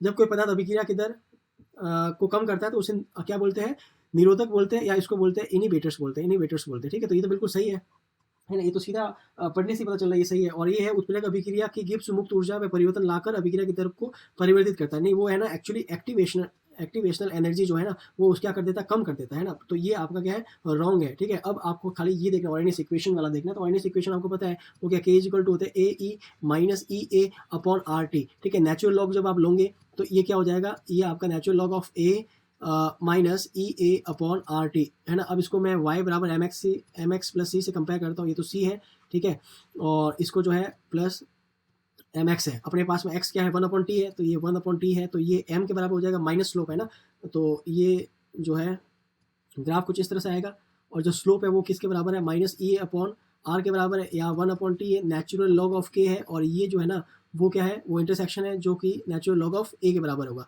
तो ये एक तरह का कांस्टेंट ही है, ठीक है। तो यही पूछा था कि होता है और के मध्य ग्राफ ढाल, हाँ अच्छा स्लोप है ना, स्लोप का पूछा, हाँ स्लोप यही होगा जी बिल्कुल। तो ये जो है ना ये भी आपके क्या है, सही है ना, ये भी आपके पॉइंट क्या हो जाएगा, सही हो जाएगा। तो इसमें आपके फर्स्ट और थर्ड जो है वो सही है, तो ऑप्शन सॉरी फर्स्ट और सेकंड जो है वो सही है, तो ऑप्शन फर्स्ट जो है वो इसका सही आंसर माना जाएगा 107 का। 108 में आप देखिए, 108 में एक्चुअली क्या है कि इसमें जल और तेल है, it means water and oil है, ठीक है। वाटर ऑयल है, एक तो आपका हो गया वाटर मतलब हाइड्रोफिलिक पार्ट हो गया, ठीक है। ऑयल मतलब क्या हो गया, हाइड्रोफोबिक पार्ट हो गया, हाइड्रोफोबिक पार्ट हो गया, मतलब दोनों पार्ट दे रखे हैं, ठीक है। अब दोनों पार्ट जो है इमल्शन के लिए प्रयुक्त पारसिक कर्मक है, तो दोनों पार्ट किस में होते हैं आप मुझे बताओ। सोप वाला आपने पढ़ा है, मिसल फॉर्मेशन वगैरह, तो जो सोप है डिटर्जेंट वाले में, तो ये जो है नेचुरल और सिंथेटिक साबुन जो है इसका सही उत्तर माना जाएगा ना। थर्ड सिंपल एक फैक्ट काइंड ऑफ क्वेश्चन था। समस्त एंजाइम जो फॉस्फेट स्थानांतरण में एटीपी का उपयोग करते हैं उसमें से कौन सा तत्व सहकारक है ना, को फैक्टर के रूप में आवश्यक होता है, तो वो मैग्नीशियम। तो जो आपका जो को फैक्टर जो है, को फैक्टर के रूप में यूटिलाइज किया जाता है किसको, मैग्नीशियम को, किसको, मैग्नीशियम को, जो आपका एटीपी को यूज करते हैं आपके फॉस्फेट है ना, फॉस्फेट के ट्रांसफर में है ना, फॉस्फेट के ट्रांसफर में यूज करते, तो वहाँ पे को फैक्टर मैग्नीशियम होता है। तो आई होप से क्वेश्चन जो है फैक्ट वाले थे आपको समझ में आ गया होगा। फिर एक क्वेश्चन जो था वो क्वेश्चन नंबर 110 क्वेश्चन था। इसमें क्या पूछा गया था, इसमें ये पूछा गया था कि मरोड़ पड़ना किस विटामिन की अल्पता से होता है। तो ये फैक्चुअल क्वेश्चन था। ये विटामिन जो है वो B6 होता है ना, विटामिन B6 की वजह से होता है, लेकिन इसमें विटामिन B6 नहीं, देखिए उसका जो है अलग नाम दिया हुआ है, और उसको अपन क्या बोलते हैं, पायरिडॉक्सिन है ना, पायरिडॉक्सिन बोलते हैं। तो ये पायरिडॉक्सिन जो है उस ऑप्शन 1 जो है इसका सही आंसर हो जाएगा। क्वेश्चन नंबर 111 में देखते हैं कि कॉलम फर्स्ट में दे रखे हैं पॉलीमर्स दे रखे हैं, और कॉलम सेकंड में जो दे रखे हैं उसके मोनोमर्स दे रखे हैं ना, मोनोमर्स यूनिट्स दे रखी है। तो क्या होता है, सबसे पहले बात करते हैं। तो आपका जो फर्स्ट है, फर्स्ट जो दिया हुआ है ना वो आपका दिया हुआ है ग्लिप्टल दिया हुआ है। तो देखो जरा ये जो ग्लिप्टल क्या होता है, तो सर देखो आपको मैं बता दूं, जो ग्लिप्टल जो होता है ना वो एक्चुअली एक तरह का पॉलिएस्टर होता है। वो क्या होता है, पॉलिएस्टर होता है, और उसमें जो मोनोमर्स यूज होते हैं, एक तो आपका होता है इथाइलिन ग्लाइकोल यूज होता है, इथाइलिन ग्लाइकोल यूज होता है, और उसके साथ में जो है थैलिक एसिड यूज किया जाता है, ठीक है, उसके साथ में थैलिक एसिड यूज किया जाता है। तो आप देख सकते हो कि हाँ ये रहा है ना डी ऑप्शन, तो इसका जो है वो क्या हो जाएगा, डी हो जाएगा, ठीक है। और बैकेलाइट जो होता है, ध्यान रखना, बैकेलाइट जो होता है, बैकेलाइट जो होता है वो क्या होता है, वो एक तरह का फिनोल फॉर्मेल है ना, वो एक तरह का फिनोल और फॉर्मेल्डिहाइड का रेजिन होता है ना, फिनोल फॉर्मेल्डिहाइड का रेजिन होता है। तो फिनोल फॉर्मेल्डिहाइड जहाँ दिखे वो इसका जो है ये इसका जो है मोनोमर्स होंगे, और ये इसका बैकेलाइट होगा। और फिर अब देखते हैं नाइलॉन है ना, एक दिया हुआ है नाइलॉन 2 और एक दिया हुआ है नाइलॉन 6। तो याद रखना नाइलॉन 2 और नाइलॉन 6 जो होते हैं वो फर्स्ट ऑफ ऑल तो मैं बता दूं कि ये बायोडिग्रेडेबल है। अगर कभी किसी और एग्जाम इसके रिलेटेड क्वेश्चन पूछ लिया जाए तो ये बायोडिग्रेडेबल जो है पॉलीएमाइड्स होते हैं, ठीक है, बायोडिग्रेडेबल पॉलीएमाइड्स होते हैं। और इनके जो मोनोमर्स है वो आपका एक तो होता है ग्लाइसिन और एमाइड्स है, इसका मतलब एक आपका हो जाएगा अमीनो कैप्रियोइक एसिड है ना, अमीनो कैप्रोइक एसिड होता है, ठीक है। तो एमिनो कैप्रोइक एसिड ए है ना, इसका आपका हो जाएगा ए। और जो ब्यूना एस है वो सबको पता है, ब्यूना एस जो है वो आपका क्या हो जाएगा, ब्यूना एस बेसिक 1,3-ब्यूटाडाइन और एक्लियोनाइट्राइल, इसका आपका हो जाएगा सी हो जाएगा। तो इस हिसाब से अगर देखें तो इसका जो आंसर कौन सा बन रहा है, DBAC ऑप्शन नंबर 3। तो जो 3 है उसका राइट आंसर माना जाएगा, ठीक है। 112 को देखते हैं कि निम्नलिखित में से कौन सा धातु ऑक्साइड जो है 1500 डिग्री सेल्सियस से नीचे थर्माइट अभिक्रिया में एल्यूमिनियम द्वारा अपचित नहीं होता है। तो सबसे पहले आपको जो थर्माइट रिएक्शन क्या होती है इसका इंफॉर्मेशन होना चाहिए। चलो मैं बताता हूँ कि जो थर्माइट होती है, थर्माइट रिएक्शंस क्या होती है। देखो थर्माइट रिएक्शंस ये होती है कि एक तरह की फर्स्ट ऑफ ऑल तो ये एक्सोथर्मिक है, तभी तो हीट प्रोड्यूस कर रही है, एक्सोथर्मिक रिएक्शन है, ठीक है। और ये एक्सोथर्मिक रिएक्शन में क्या होता है कि जो मेटल ऑक्साइड है वो उसके मोर रिएक्टिव मेटल से रिएक्ट करता है। एग्जाम्पल के जैसे मान लो इस रिएक्शन की, जैसे इस क्वेश्चन के मैंने एल्यूमिनियम मान लिया, तो इससे क्या बनेगा, इससे एक तो बन जाएगा आपका एल्यूमिनियम ऑक्साइड बन जाएगा, और दूसरा जो मेटल है ना वो यहाँ से डिस्प्लेस हो जाएगा, ठीक है। और साथ में जो है ना साथ में अबव मतलब मान के चलो 2000 डिग्री सेल्सियस तक की हीट आपके प्रोड्यूस होती है, ठीक है, इसलिए एक्सट्रीम एक्सोथर्मिक रिएक्शंस कहलाती है। तो अब मुझे आप बताओ कि इसमें एल्यूमिनियम द्वारा इसमें अपचित होना, अच्छा ये जो रिडक्शन है, ये रिएक्शन जो है वो ऐसा उसमें क्या होता है आपका एल्यूमिनियम द्वारा इसमें रिडक्शन रिएक्शन होगी, ठीक है। तो अब मुझे बताओ कि FeO में कौन है, Fe है। अब मुझे बताओ क्रोमियम ऑक्साइड में यहाँ पे कौन है, क्रोमियम है। यहाँ पे निकल ऑक्साइड्स में कौन है, आपके निकल है, ठीक है, +2 की स्टेट में होंगे। अब मुझे ये बताओ कि ये सभी जो है ना एल्यूमिनियम से क्या है, लेस रिएक्टिव है, एल्यूमिनियम से क्या है, लेस रिएक्टिव है। तो जब लेस रिएक्टिव है तो ये सभी कौन सी रिएक्शन शो करेंगे, थर्माइट रिएक्शन शो करेंगे। कौन सी रिएक्शन शो करेंगे, थर्माइट रिएक्शन शो करेंगे, थर्माइट रिएक्शन शो करेंगे, क्योंकि ये लेस रिएक्टिव है। तो वही अपने बात कहते हैं मोर रिएक्टिव जो है वो आपके जो है इसे रिएक्ट करना चाहिए। लेकिन अगर मैं बात करूँ इसमें मैग्नीशियम ऑक्साइड से अगर मैं बात करूँ Mg+2 और एल्यूमिनियम की बात करूँ तो जो Mg है ना वो आपके मोर रिएक्टिव होगा, क्या मोर रिएक्टिव होगा किससे, एल्यूमिनियम से। तो ये जो रिएक्शन है वो थर्माइट रिएक्शन नहीं होगी। तो इसमें वही पूछा थर्माइट अभिक्रिया में एल्यूमिनियम अपचित तो नहीं होता है, तो नहीं कौन सा हो जाएगा, MgO हो जाएगा, ठीक है। एक ही डिफरेंट टाइप का ऑक्साइड दिया होता है, वैसे ये क्वेश्चन उस फॉर्म में भी हो सकता है अगर आप थोड़ा सा दिमाग लगाओ तो MgO इसका सही उत्तर माना जाएगा, राइट। आई होप सो ये क्वेश्चन आपको समझ में आ गया होगा। ऑलराइट, सो आगे हम देखते हैं क्वेश्चन नंबर 113। क्वेश्चन नंबर 113 में कॉलम फर्स्ट में केमिकल दे रखे हैं और कॉलम सेकंड में जो है उनके बायोलॉजिकल फंक्शंस दे रखे हैं, ठीक है। तो इसमें जैसे फर्स्ट दे रखा है टेट्रासाइक्लिन दिया हुआ है, सेकंड में आपका दिया हुआ है फ्यूरासिन दिया हुआ है, सैकरिन दिया हुआ है और पेनिसिलिन दिया हुआ है। सैकरिन सभी को आई थिंक पता है, ये जो है आर्टिफिशियल स्वीटनर्स होता है, मतलब सी है ना। तो यहाँ से अच्छा ये तीनों में दिया हुआ है ना, तो ये ए वाला हट जाएगा, तो ऑप्शन फर्स्ट वैसे भी कैंसिल आउट हो जाएगा, ठीक है। अब बात करते हैं कि जैसे टेट्रासाइक्लिन और पेनिसिलिन, ये बड़े इंटरेस्टिंग है। देखो टेट्रासाइक्लिन और एक आपका है पेनिसिलिन,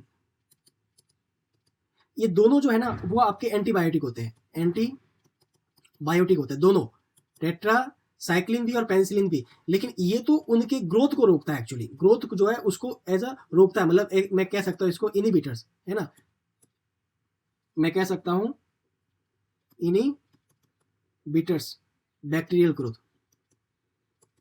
बैक्टीरियल ग्रोथ। लेकिन ये जो है ना डायरेक्ट किल करता है, डायरेक्ट किल्स बैक्टीरिया, कौन, पेनिसिलिन, ठीक है। इसलिए इसको जो है ना ये ग्रोथ को रोकता है, इसलिए इसको तो बोलते हैं बैक्टीरियोस्टैटिक, और ये जो किल करता है इसलिए इसको बोलते हैं बैक्टीरियल या बैक्टीरिसाइडल्स है ना, बैक्टीरिसाइडल्स, सॉरी बैक्टीरिसाइडल्स बोलते हैं, मैं वापस लिख देता हूं, बैक्टीरिसाइडल बोलते हैं, बैक्टीरिसाइडल्स बोलते हैं जो किल करता है, जो पेनिसिलिन है। जबकि जो टेट्रासाइक्लिन है ना वो ग्रोथ को रोकता है, इसलिए इसको बोलते हैं बैक्टीरियोस्टैटिक बोलते हैं। तो ये दोनों टर्म अलग अलग थी। बाकी आपका जो फ्यूरासिन जो है ना, बाकी जो आपका फ्यूरासिन जो है, फ्यूरासिन एक्चुअली नाइट्रोफ्यूरेजोन के नाम से भी जाना जाता है, नाइट्रोफ्यूरेजन, और ये एक तरह का एंटीसेप्टिक है, एक तरह का एंटीसेप्टिक है, ठीक है। तो इस हिसाब से अगर आप मैच करोगे तो आपको ये दिखेगा कि आपका देखो जरा, तो एंटीसेप्टिक का मतलब प्रतिरोधी, आपका प्रतिरोधी हो गया, तो ये आपका सेकंड का हो गया डी, इसका हो गया ये। और पेनिसिलिन जो है वो आपका हो जाएगा जीवाणुनाशी हो जाएगा ना, जो नाश करता है, और ये जो आपका हो जाएगा बी हो जाएगा, ठीक है, स्टैटिक हो जाएगा। तो इस हिसाब से फर्स्ट का बी है, 2 में है, और सेकंड का आपका है डी है, सेकंड का डी, ऑप्शन नंबर 2 जो है वो इसका करेक्ट आंसर हो जाएगा। चलिए बढ़ते हैं अगले क्वेश्चन की तरफ, जो है क्वेश्चन नंबर 114। उसमें दिया हुआ है उपसहयोगिक के संदर्भ में निम्नलिखित कथनों में से सही कथन कौन सा है, उसको पहचानना है, सही को पहचानना है, गलत को नहीं, ठीक है, सही पहचानना है।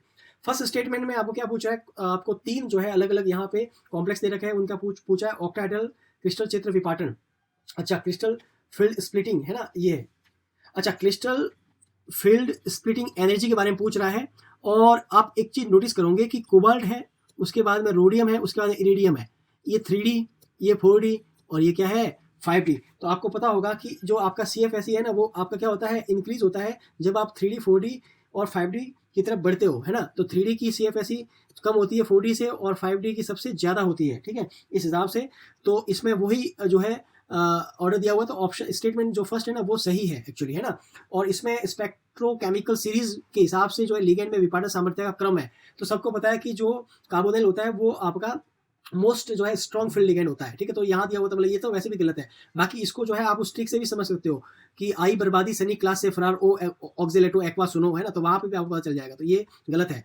थर्ड जो है, थर्ड में देखो कि सही दिया हुआ है, लेकिन थोड़ा मिस्टेक किसको कह सकते हैं, क्योंकि ये इक्वल नहीं होता, ये अप्रॉक्सीमेट होता है ना, 4/9 जो है ऑक्टाहेड्रल का रिलेशन है, ये अप्रॉक्सीमेट होता है, एग्जैक्ट नहीं होता। इसको भी जो है ये भी आपका रॉन्ग होगा ना, क्योंकि यहाँ पे इक्वल दिया हुआ है एक्चुअल में। और D4 निम्न चक्रण अष्टफल के संकुल में 2 अयुग्मित इलेक्ट्रॉन्स होते हैं। इसको मैं प्लॉट करता हूँ। ये ऑक्टाहेड्रल के लिए है। जब ऑक्टाहेड्रल के तो ऊपर आपके 2 होंगे और नीचे आपके कितने हो जाएंगे, 3 होंगे। ये आपके EG है और ये आपके क्या है, T2G है। अब ये जो है ना लो स्पिन है ना, लो स्पिन है मतलब स्ट्रॉन्ग फील्ड लिगेंड होगा, स्ट्रॉन्ग फील्ड लिगेंड होगा। अब जब स्ट्रॉन्ग फील्ड लिगेंड होगा तो 1 इलेक्ट्रॉन 2 इलेक्ट्रॉन D4 के लिए करना है ना मुझे, और 3 इलेक्ट्रॉन और ये 4 इलेक्ट्रॉन। तो यहाँ पे 2 जो है ना वो आपके क्या है, अनपेयर्ड है। 2 कैसे है, अनपेयर्ड है, 2 अयुग्मित इलेक्ट्रॉन है, बिल्कुल 2 अयुग्मित इलेक्ट्रॉन। तो ये भी आपका क्या हो जाएगा, सही हो जाएगा। तो इसमें सही पूछा था तो फर्स्ट और फोर्थ सही है, फर्स्ट और फोर्थ सही है। अच्छा, फर्स्ट और फोर्थ सही है, फर्स्ट, तो इस हिसाब से तो थर्ड सही होना चाहिए।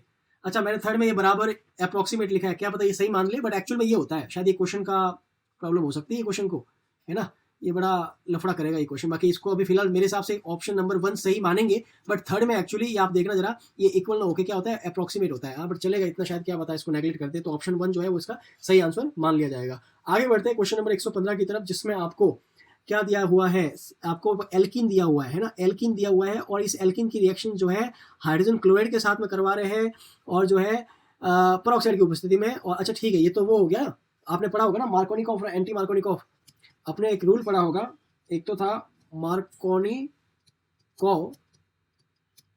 ठीक है, एडिशन, और एक आपने पढ़ा होगा एंटी मार्कोनिकॉफ को एडिशन, ठीक है। तो मार्कोनिकॉफ एडिशन में क्या होता था कि जो आपका जो है ना, जो आपका हाई इलेक्ट्रोनेगेटिव वाला एलिमेंट है ना, वो आपके लेफ्ट नंबर ऑफ हाइड्रोजन की तरफ जाता था, उस कार्बन से अटैच होता था। इसमें उल्टा हो जाता है कि जो आपका मोस्ट इलेक्ट्रो नेगेटिव एलिमेंट है ना, एलिमेंट है मतलब जो Cl माइनस है ना, वो आपके मोर हाइड्रोजन वाले कार्बन की तरफ जाएगा। क्यों? क्योंकि ये जो है ना एंटी मार्कोनिकॉफ पर ऑक्साइड्स की उपस्थिति में होता है, और चूंकि यहाँ पे जो है पर ऑक्साइड दिया हुआ है, तो इसका जो उत्पाद होगा वो हो जाएगा। देखो इसको पूरी रिएक्शन ही करके बताता हूँ मैं। देखो CH2 और इसकी रिएक्शन किससे हो जाएगी, HCl के साथ में हो जाएगी, और यहाँ पे दिया हुआ है पर ऑक्साइड दिया हुआ है। तो ये जो शिफ्टिंग है ना, Cl माइनस है तो इससे यहाँ पे प्लस आना चाहिए, शिफ्टिंग कुछ ऐसे हो जाएगी, है ना, राइट। ये मोर इलेक्ट्रोनेगेटिव एलिमेंट वहाँ जाएगा जहाँ पे हाइड्रोजन परमाणु की संख्या ज़्यादा है, ठीक है। तो ज़्यादा यहाँ पे है तो ये इस तरह शिफ्ट होगा। तो ये आपका बेसिकली क्या हो जाएगा, CH3 CH यहाँ पे नेगेटिव, और सिंगल बॉन्ड CH2 और यहाँ पे पॉजिटिव, और फिर इसके साथ में रिएक्ट करेगा H प्लस Cl माइनस, है ना। तो ये एक्चुअल में कुछ ऐसा हो जाएगा, जो इंटरमीडिएट होगा वो ऐसा होगा, CH2 और CH2 प्लस और फिर Cl माइनस रिएक्ट करेगा, और ये तो आपका हो गया इंटरमीडिएट, ठीक है, मध्यवर्ती हो गया। और फाइनल जो प्रोडक्ट होगा वो आपका हो जाएगा CH3 CH2 और Cl, ठीक है। तो ऑप्शन नंबर फर्स्ट जो है वो इसका सही आंसर होगा, ठीक है, राइट। आगे बढ़ते हैं, 115 हो गया है, 116।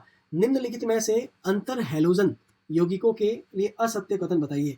अंतर हैलोजन का मतलब है इंटर हैलोजन कंपाउंड्स, ठीक है, इंटर हैलोजन कंपाउंड। अब देखो इंटर हैलोजन कंपाउंड के बारे में बात करते हैं, तो इंटर हैलोजन कंपाउंड के आउटर मोस्ट शेल जो होती है उसमें कितने नंबर ऑफ अनपेयर इलेक्ट्रॉन्स होते हैं, या कितने इलेक्ट्रॉन्स होते हैं, वैलेंस इलेक्ट्रॉन्स कितने होते हैं, 7 होते हैं, सब में 7 होते हैं, ठीक है। तो इस हिसाब से अगर मैं देखूँ तो ये फर्स्ट है कि ये सभी अनुचुंबकीय प्रकृति के होते हैं। अब आप देखो जरा 7 होते हैं कितने हो गए, 14। अब जब ये 14 इलेक्ट्रॉन्स में फिल करूंगा, आप उस ट्रिक को याद करो, है ना, MOT में 12-21 के हिसाब से। तो 14 को फिल करेंगे, 1 2 इसमें 4 जाएंगे, 3 4 5 6 यहाँ पे हो गए फिल, ठीक है। और 14 टोटल फिल करने ना आपको, एक वेट 14 नहीं फिल करने हैं, 5 होते हैं, 2p5 होता है ना, मतलब NP5 होगा तो 5 और 5 10 हो जाएगा ना। तो 10 एक्चुअल में आपको फिल करना है ना, इसमें से 10 फिल करना है। तो इसमें 2 चले गए, इसमें चाहेंगे 1 2 3, तो 6 इसमें हो गए, और फिर जो ये 2 बचे हैं, और इसमें 1 2 and 3 4, इस तरह से ये 10 फिल हो जाएंगे। तो ये जो है ना आपके अनुचुंबकीय नहीं होते, इसमें से ये पैरामैग्नेटिक नहीं होते, ये पैरामैग्नेटिक जो है वो नहीं होते। ये कैसे होते हैं, आपका डायामैग्नेटिक होते हैं, ये डायामैग्नेटिक होते हैं एक्चुअली। ये ट्रिक मैंने आपको समझाई है पिछले किसी एक वीडियो में, मैं आपको अगर कंफ्यूजन हो तो मुझे वापस पूछना कमेंट सेक्शन में, मैं आपको ये ट्रिक बता दूंगा। तो ये सारे कैसे होते हैं, डायामैग्नेटिक होते हैं। तो ये जो है ना असत्य कथन जो है वो आपका असत्य कथन कौन सा है ना, अनुचुंबक प्रकृति होते हैं, यही है। फिर ये अनुचुंबकीय प्रकृति के नहीं होते हैं, ठीक है। तो ये इसका असत्य कथन है, इसका ये आंसर हो जाएगा। दूसरा और देख लेंगे, सामान्यतः अंतर हैलोजन यौगिक हैलोजन की अपेक्षा अधिक क्रियाशील होते हैं फ्लोरीन के अतिरिक्त। जी बिल्कुल, जो है ना ये जो इंटर हैलोजन यौगिक होते हैं वो हैलोजन के कंपेयर में ज़्यादा जो है रिएक्टिव्स होते हैं, ठीक है? आपके फ्लोरीन के अलावा, फ्लोरीन तो ऑब्वियसली ज़्यादा रिएक्टिव है कि साइज़ के अकॉर्डिंग एंड उसकी हाई इलेक्ट्रोनेगेटिविटी के लिए, ठीक है? और ये सभी सहसंयोजक अणु हैं, है ना? सारे जो आपका जो है कोवैलेंट जो है मॉलिक्यूल्स होते हैं, बिल्कुल सही है। 298 केल्विन पर, है ना? CIF के अतिरिक्त सभी वाष्पशील ठोस या द्रव होते हैं। हाँ, ये जो CIF है वो आपके किस में होता है? गैस में होता है। फिर जैसे बात करते हैं BRF3, वो जो है ना किस में होता है? लिक्विड में होता है। किस में होता है? लिक्विड। इसी तरह से अगर बात करें ICL, ये आपका एज अ सॉलिड रहता है ना, वो भी कौन सा सॉलिड? वॉलेटाइल सॉलिड ना, वॉलेटाइल सॉलिड में होता है, ठीक है? बट आपको CIF याद रखना, वो कौन सी में होता है? गैस में होता है, तो इसलिए इसको अलग ही के अतिरिक्त सभी वाष्पशील ठोस या द्रव में होते हैं। जी बिल्कुल। तो आपका ये क्वेश्चन ऑप्शन 4 भी सही है। तो गलत कौन सा था? गलत आपका था ऑप्शन 1। तो ऑप्शन 1 जो है इसका राइट आंसर माना जाएगा, ठीक है? चलिए आगे बढ़ते हैं, एक और क्वेश्चन लेते हैं कि क्वेश्चन नंबर 117 कि निम्नलिखित में से कौन से क्रिस्टलीय ठोस के अभिलक्षणिक गुण है? मतलब यहाँ पे उसके क्रिस्टलीय ठोस के कौन सी प्रॉपर्टी है वो आपका क्रिस्टलाइन शो करता है, ठीक है? उसका एक फिक्स जो है ज्योमेट्री होती है ना? उसका जो क्या बोलते हैं, डेफिनेट ज्योमेट्री होती है, बिल्कुल, है ना? तो इसके कुछ फंक्शन जैसे बात करते हैं तो उसमें एक आपका जो है डेफिनेट ज्योमेट्री होती है, ठीक है? दूसरा है उसका जो है ना शार्प मेल्टिंग पॉइंट होता है। शार्प मेल्टिंग पॉइंट होता है। अब शार्प मेल्टिंग पॉइंट क्यों होता है? क्योंकि उसका जो पैटर्न है ना वो फिक्स है, वो पैटर्न फिक्स है, और वो आपका जैसे आप देखोगे तो उसमें as a strong and uniform intermolecular force होता है, और उसमें इंटरमॉलिक्यूलर फोर्स यूनिफॉर्म स्ट्रॉन्ग होता है, इसलिए हम कह सकते हैं कि उसमें शार्प मेल्टिंग पॉइंट होता है। फिर बात करते हैं कि एक और जैसे इसमें दिया हुआ है कि दीर्घ प्रासी व्यवस्था होती है ना? इसका मतलब as a long range order. Long range order का मतलब इसमें जो है रिपीटिंग पैटर्न्स आपको मिलते हैं ना, रिपीटिंग पैटर्न्स आपको देखने को मिलते हैं, पैटर्न्स आपको देखने को मिलते हैं ना, जो कि पूरे maintain through out the entire structure. पूरे स्ट्रक्चर में रिपीटिंग पैटर्न्स मिलते हैं, इसलिए इसको लॉन्ग रेंज ऑर्डर का भी मानते हैं। और एक लास्ट आपका प्रॉपर्टी दिया हुआ है समदैशिकता, या इसको हिंदी में बोले तो आइसोट्रोपी। आइसोट्रोपी दो होती है, आइसोट्रोपी और एक आपका होता है एनिसोट्रोपी। एनिसोट्रोपी, इसके लिए स्पेसिफिक मैंने आपको एक डायग्राम भी यहाँ पे शो किया, देखो एनिसोट्रोपी और आइसोट्रोपी। आइसोट्रोपी जो है वो एमोर्फस, मतलब जो आपके अक्रिस्टलीय होते हैं वो शो करते हैं, और एनिसोट्रोपी जो क्रिस्टलीय जो होते हैं वो शो करते हैं ना, क्रिस्टलाइन सॉलिड शो करते हैं। तो ये समदैशिकता जो है वो अक्रिस्टलीय शो करते हैं। कौन शो करते हैं? अक्रिस्टलीय शो करते हैं। तो ये अभिलाक्षणिक गुण है ना। तो अच्छा, इसमें क्या अभिलाक्षणिक गुण है? तो ये बी नहीं होगा, इसके अलावा सभी होंगे, ठीक है? तो बी नहीं होगा, बी है नहीं, बी है नहीं, और इसमें भी है नहीं, तो ऑप्शन ए जो है वो इसका सही आंसर हो जाएगा, ठीक है? तो इस तरह से इसको हम यहाँ से समझ सकते हो, ठीक है? राइट। अब आगे बढ़ते हैं, आपका क्वेश्चन नंबर 118। इसमें ये पूछा कि यौगिक ABCD दिया हुआ है और SN1 जो है उसकी रिएक्टिविटी के बारे में उसका ऑर्डर पूछा गया, ठीक है? अब देखो जो SN1 रिएक्शन एक्चुअल में होती क्या है उसके बारे में आप देखते हैं। 1 का मतलब यहाँ पे बेसिकली है कि इसका जो रेट ऑफ रिएक्शन है ना, इसका जो रेट ऑफ रिएक्शन है वो एक मॉलिक्यूल की कंसंट्रेशन पे डिपेंड करती है, ठीक है? और ये जो है वो 2 स्टेप रिएक्शन है, ये जो है 2 स्टेप रिएक्शन है, ठीक है? अब ये इसकी जो रिएक्टिविटी जो होती है ना, इसकी जो रिएक्टिविटी जो होती है वो बेसिकली 3 डिग्री, 2 डिग्री और 1 डिग्री होती है, ठीक है? अब जो ये कंपाउंड्स दे रखे हैं, इन कंपाउंड्स में अगर मैं देखूँ कि जो कार्बोकैटायन बनेगा तो उसकी स्टेबिलिटी क्या होगी? 3 डिग्री, 2 डिग्री, 1 डिग्री, और उसमें जो फैक्टर्स वर्क करेंगे ना, फैक्टर्स वो बेसिकली वही फैक्टर्स होंगे, प्लस आई इफेक्ट हो गया, या मान लो हाइपर कॉन्जुगेशन हो गया, या जैसे एक और अपन ले तो वो आपका हो गया रेजोनेंस स्टेबलाइजेशन, है ना? स्टेबलाइजेशन, है ना? ये हो गया, ठीक है? तो इस हिसाब से अगर मैं देखें तो जैसे ये कार्बन है, ठीक है? तो इस कार्बन का स्ट्रक्चर किस तरह से है कि एक बेंजीन रिंग, फिर ये दूसरी बेंजीन रिंग, ये पहली बेंजीन रिंग, दूसरी बेंजीन रिंग, और एक आपका दिया हुआ है CH3, ठीक है? और ये जो सभी है ना वो एक कार्बन के साथ में अटैच है, और ये Br के साथ में अटैच है। फिर इसके बारे में बात करें तो इसमें क्या हो रहा है कि इस CH3 को हटा करके इसकी जगह क्या डाल दिया? हाइड्रोजन डाल दिया। फिर इस ऑप्शन में क्या किया कि इस पूरे को हटा के इसकी जगह क्या डाल दिया? CH3 डाल दिया, ठीक है? यही हुआ ना? जी बिल्कुल। फिर अगर इसके बारे में बात करें तो फिर इसको भी हटा के इसमें क्या डाल दिया? H डाल दिया, इसलिए यहाँ पे CH2 आ गया इसमें फर्स्ट ऑप्शन में, ठीक है? तो रिएक्टिविटी जो है डिक्रीजेज हो रही है, तो इस हिसाब से अगर बात करें तो डी में सबसे ज़्यादा होगी, और जबकि फिर उसके बाद में सी, फिर उसके बाद में बी, और उसके बाद में सबसे लास्ट में आपका ए आ जाएगा। इस हिसाब से ऑप्शन 4 जो है वो इसका करेक्ट आंसर होगा। आगे बढ़ते हैं, अणुचुंबकीय अणुओं का युग्म है ना, युग्म, it means a pair of अणुचुंबकीय पैरामैग्नेटिक, है ना? पैरामैग्नेटिक। अब पैरामैग्नेटिक मतलब यहाँ पे क्या होगा? अनपेयर्ड नंबर ऑफ इलेक्ट्रॉन्स होंगे, नंबर ऑफ इलेक्ट्रॉन्स होंगे, ठीक है। तो अब यहाँ पे क्या क्या दिया हुआ है, एक तो O2 दिया हुआ है, एक आपका दिया हुआ है C2 दिया हुआ है, एक Li2 दिया हुआ है और एक आपका दिया हुआ है B2 दिया हुआ है। O2 में नंबर ऑफ इलेक्ट्रॉन्स कितने हो जाएंगे, आपके 16 हो जाएंगे, इसमें कितने हो जाएंगे 12, इसमें हो जाएंगे 6 और इसमें कितने हो जाएंगे 10 इलेक्ट्रॉन्स हो जाएंगे, ठीक है। ये हो जाएंगे। अब देखो वो जो ट्रिक आपको पता होगी कि जो 15 से ज़्यादा होता है उसमें तो लगते हैं 12 21 और बाकी सब में 15 से छोटे में क्या लगता है 21 21 है ना, इसमें भी 21 21, इसमें 21 21। ये एक्चुअली वो है ना जो स्प्लिटिंग होता है ना, जो आपका स्प्लिटिंग होता है ना उसमें जो एनर्जी होती है उस एनर्जी का बता रहा हूँ कि ऊपर तो हमेशा जो है इधर आप देखोगे तो इधर एक बॉक्स और इधर 2 बॉक्स होते हैं, है ना, एंटी बॉन्डिंग में इधर चेंजेस होते रहते हैं ना sp इंटरेक्शन के हिसाब से। तो ऑक्सीजन के लिए जो यहाँ पे जो है 1 बॉक्स होता है और यहाँ पे 2 बॉक्स होते हैं, ठीक है। जबकि बाकी में अगर आप देखोगे तो यहाँ नीचे 2 होंगे, ऊपर 1 होगा, ठीक है, इस हिसाब से। तो अब देखो जरा, इससे पहले क्या होता है, S के लिए जाएंगे और S के लिए तो जाए 1s 2s इस हिसाब से, है ना। तो इसमें 2 जाएंगे, इसमें 2 जाएंगे, 4 इसके हो गए और 4 इसके हो गए। ये ट्रिक मैंने किसी और वीडियो में एक्सप्लेन कर रखी है, बट फिर भी देख लो। तो 4 और 4 8 तो ऐसे हो गए। तो अगर मैं सब में से 8 8 माइनस कर दूँ, ठीक है, इसको तो छोड़ ही दो, तो इसमें कितने बचेंगे, इसमें 8 बचेंगे, इसमें कितने बचेंगे 4 बचेंगे, इसमें कितने बचेंगे, इसमें 2 बचेंगे, ठीक है। अब ये जो 2 है ना, वो आपके ये जो 2 है उसमें आपको करना है पेयरिंग करना है, ठीक है। तो अब ये कुछ ऐसा होगा, ये 2 बॉक्स है, इसमें 2 इलेक्ट्रॉन फिल करना है, 1 इलेक्ट्रॉन इधर 1 इलेक्ट्रॉन इधर, ऐसा कुछ हो जाएगा, ठीक है। मतलब ये अनपेयर है, इसका मतलब ये क्या हो गया, पैरा मैग्नेटिक हो गया। एक तो आपको B2 मिल गया। लिथियम में आपके कितने हैं, 6 इलेक्ट्रॉन है, 6 इलेक्ट्रॉन है, मतलब 1 2 3 4 और 5 6, ये तो पूरे फिल हो जाएंगे। तो ये आपका क्या हो गया, आपका सॉरी ये पैरा नहीं, ये तो आपका क्या हो जाएगा, डायमैग्नेटिक हो जाएगा। ये आपका जो है डायमैग्नेटिक हो जाएगा, ठीक है। इसमें देखो 4 इलेक्ट्रॉन बचे हुए हैं, तो इधर कितने होते हैं, 1 2 3 4 ऐसे फिल कर दोगे तो ये भी आपका क्या हो गया, आपका डायमैग्नेटिक हो जाएगा। इधर 8 बचे हुए हैं, लेकिन इसका स्ट्रक्चर 1 2 की फॉर्म में है, तो पहले 1 और फिर यहाँ पे 2, तो यहाँ पे 8 है, तो 1 2 3 4 5 6 हो गए, और ऊपर कितने 2 बॉक्स खाली है 7 और 8, तो ये भी अनपेयर हो गया, मतलब ये भी क्या हो गया, पैरा हो गया। इसका मतलब पैरा कौन कौन हो गया, इसका मतलब पैरा हो गया एक तो O2 और एक आपका हो गया B2, और O2 और B2 किसमें दिख रहे हैं, ऑप्शन नंबर 3 इसका करेक्ट आंसर हो जाएगा। आई होप सो ये क्वेश्चन आपको समझ में आ गया। फिर हम बात करते हैं कि एक आपको कंपाउंड दिया गया है, ठीक है, नैप्थलीन का, और फिर इसको आगे और एक्सप्लेन किया गया, उसका लैम्बडा मैक्स निकालना है। देखो इस कंपाउंड को पहले मैं ड्रॉ करता हूँ, फिर आगे इसको आपको बताता हूँ।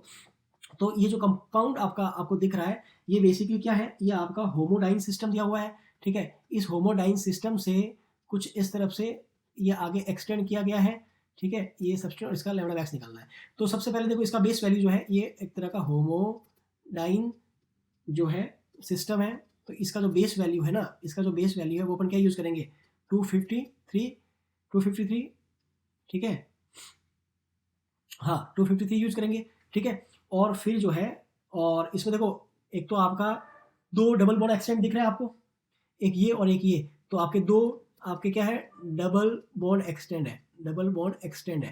तो 2 डबल बॉन्ड एक्सटेंड है, मतलब 2 × 30 कितना हो गया 60, तो इसमें 60 और जो ऐड कर देंगे। और अगर रिंग रेसिड्यू के बारे में बात करें तो 1, फिर इसके बाद में 2 3 4 और ये 5 है ना, 5 है। तो रिंग रेसिड्यू जो है, रिंग रेसिड्यू वो कितने 5 है, ठीक है, 5 है, तो 5 से मल्टीप्लाई कर दो कितना हो जाएगा 25, तो ये इसमें 25 और ऐड करते जाएंगे, ठीक है। और फिर और देखो और क्या है, हाँ एक्सोसाइक्लिक बॉन्ड भी है एक, है ना। तो आपका एक जो है एक्सोसाइक्लिक जो है डबल बॉन्ड है, एक्सोसाइक्लिक डबल बॉन्ड है ना ये। तो इस तरह से उसका कितना ऐड हो जाएगा, एक्सोसाइक्लिक बॉन्ड का एक है ना, तो 1 × 5 करेंगे 5 और ऐड हो जाएंगे, ठीक है।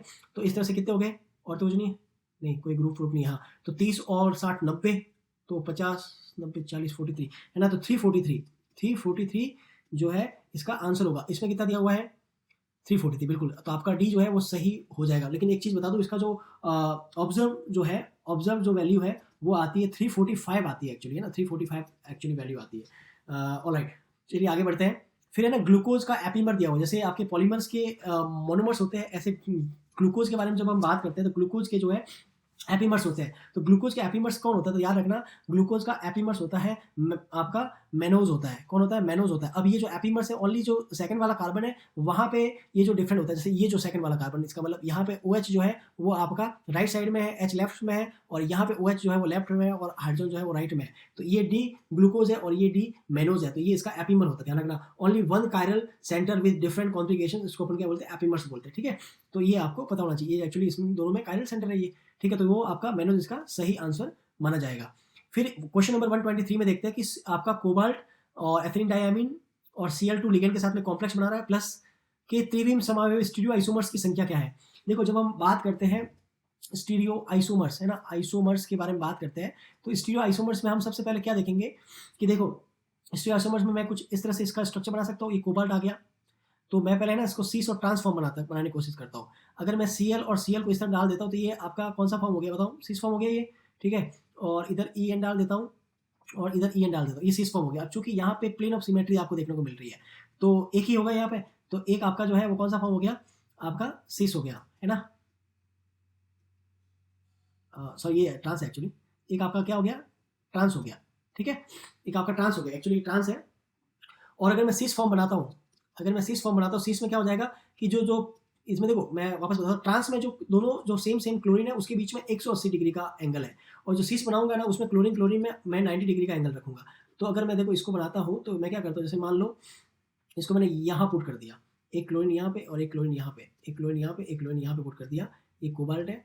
और अब देखो जरा, तो यहाँ En डाल दिया और यहाँ मैंने En डाल दिया, ठीक है। ये तो इसके जो है ना दो हो सकते हैं। अगर यहाँ पे मैं मिरर यूज़ करता हूँ तो ये जो कंपाउंड कुछ इस तरह से भी तो बन सकता है, ये जो कंपाउंड है वो कुछ इस तरह से भी तो बन सकता है, ये En, ठीक है, ये En और यहाँ पे Cl, यहाँ पे Cl और ये आपका कोबाल्ट। तो दो ये हो गए, है ना, ये इनएंशियोमर एक दूसरे के, ठीक है। और ये आपके ऑप्टिकली भी एक्टिव होंगे, जबकि यहाँ पे मिरर प्लेन ऑफ सिमेट्री, इसलिए ये आपका जो है ऑप्टिकली इनएक्टिव होगा, ठीक है। तो एक तो इनएक्टिव है, दो ऑप्टिकली एक्टिव है, तो टोटल मिला के कितने मिले आपके? 3 मिले। तो इसका 3 जो है वो इसका करेक्ट आंसर हो जाएगा। बढ़ते हैं आगे, क्वेश्चन नंबर आपका है क्वेश्चन नंबर 124। अब देखो क्वेश्चन नंबर 124 में आपको यही याद करना है कि देखो इसमें एक्चुअल में क्या हो रहा है कि इसमें पूछ रहा है कि यौगिक को उनके अवशोषण की तरंग संख्या के बढ़ते हुए क्रम में व्यवस्थित कीजिए, ठीक है ना।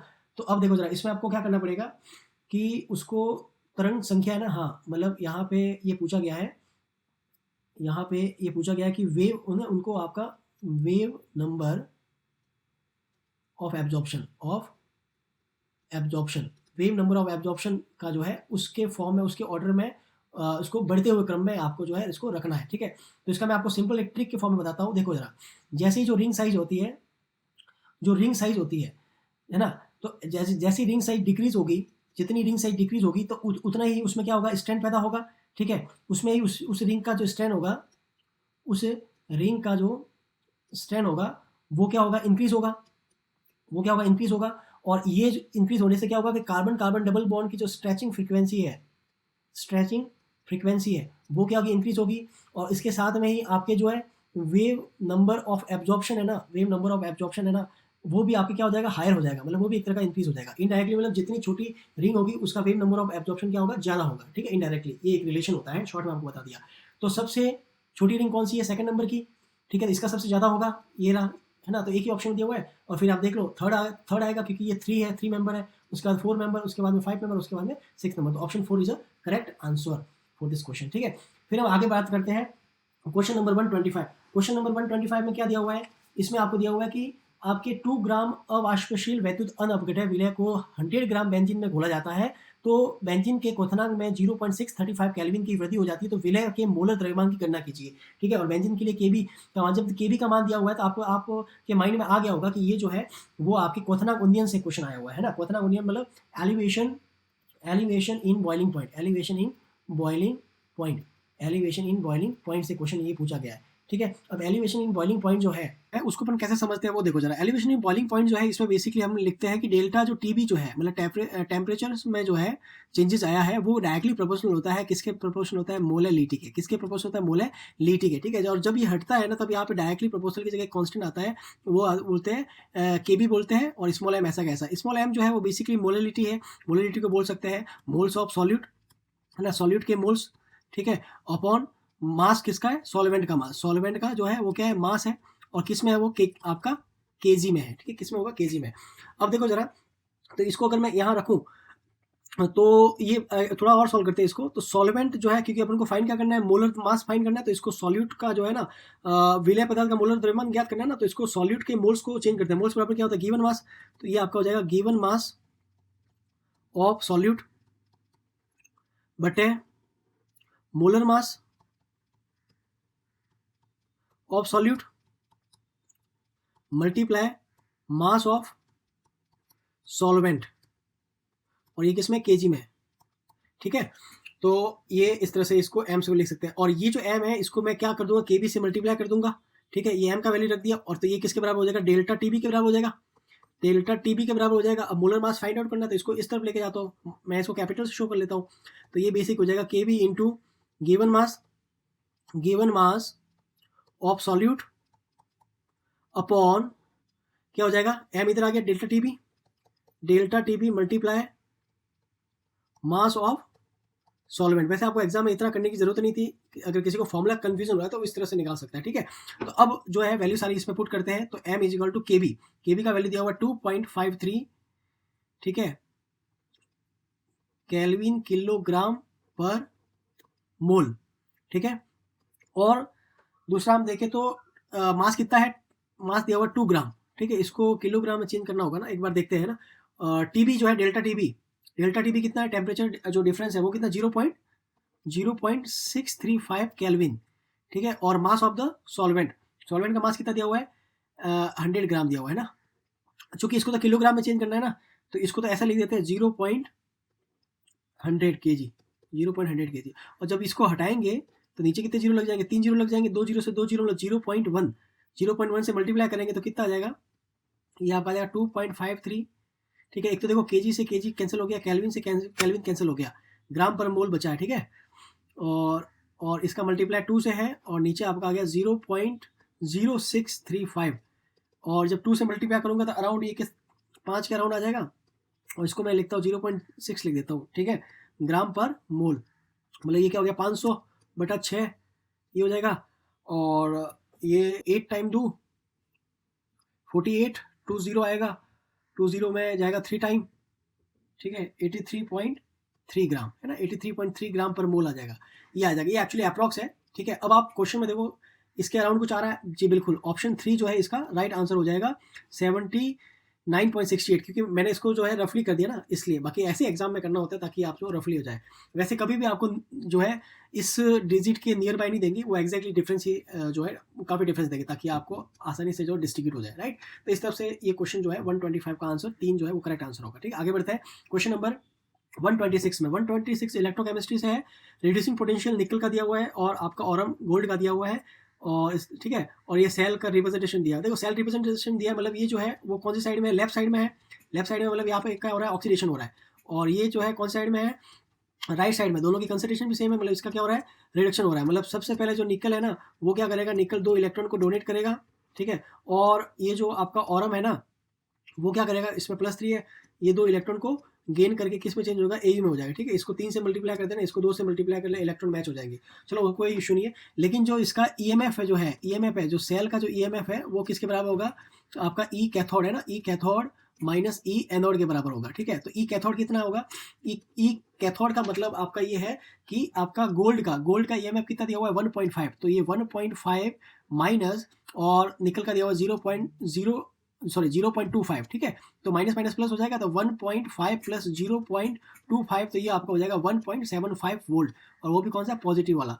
तो ये जो ऑप्शन 2 जो है वो इसका राइट आंसर होगा, ठीक है। आई होप सो ये क्वेश्चन भी आपको समझ में आ गया होगा। नेक्स्ट हम बात करते हैं 127 में। अगर आप देखोगे तो इसमें से कौन सी संयोजकता कोश इलेक्ट्रॉन युग्म प्रतिकर्षण VSEPR जो थ्योरी है उसका अभिधारणा नहीं है, अच्छा उसका जो है मतलब पोस्टुलेट नहीं है, ये क्वेश्चन पूछा गया है। तो अब हम क्या करेंगे, देखो इसमें इलेक्ट्रॉन युग्मों के मध्य प्रतिकर्षण अन्योन क्रियाएं निम्नलिखित क्रम में बढ़ती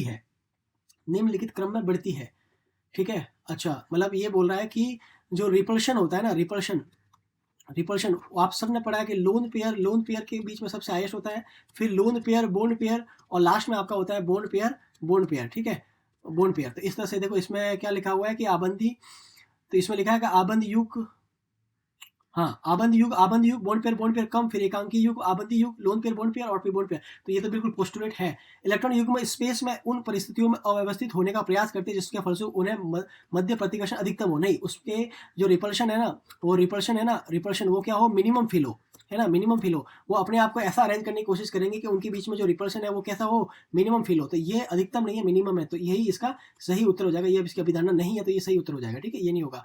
देखते हैं अणु और आकृति केंद्र परमाणु के आपस में उपस्थित संयोजी कोश के इलेक्ट्रॉन युग्मों के बंधित अबंधित की संख्या पर निर्भर करती है। जी बिल्कुल, अभी जैसे एक क्वेश्चन अपने सॉल्व किया था ना BF3 का, तो BF3 में मैंने आपको ये पढ़ाया था कि इसका जो स्टेरिक नंबर है वो देखो ना, उसमें क्या आता है, loan lone pair plus bond pair, और इस तरह से वो आपको 3 मिला था, है ना, sp2 था वगैरह, है ना। तो स्टेरिक नंबर में लोन पेयर बॉन्ड पेयर दोनों आते हैं, मतलब जो उसका जो आकृति है ना वो केंद्र परमाणु के आसपास सीओजी कोष इलेक्ट्रॉन युग्म बंधित और अबंधित दोनों की संख्या पर निर्भर करता है। तो ये भी आपका पोस्टुलेट है, मतलब है, तो ये राइट आंसर नहीं होगा।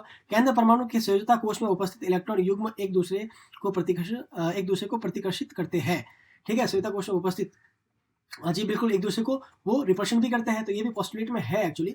तो इसका आंसर 2 जो है वो इसका आंसर जो है राइट माना जाएगा 127 का, ठीक है। आगे बात करते हैं 128 में क्या दिया हुआ है कि एसेशन और रीजन है। अभिकथन क्या है कि एक्टिनोइड श्रेणी में एक्टिनोइड आकुंचन, मतलब एक्टिनोइड का जो क्या बोलते हैं, एक्टिनोइड आकुंचन जो है एक तत्व से दूसरे तत्व की ओर उत्तरोत्तर बढ़ता है ना, कॉन्ट्रैक्शन एक्चुअली।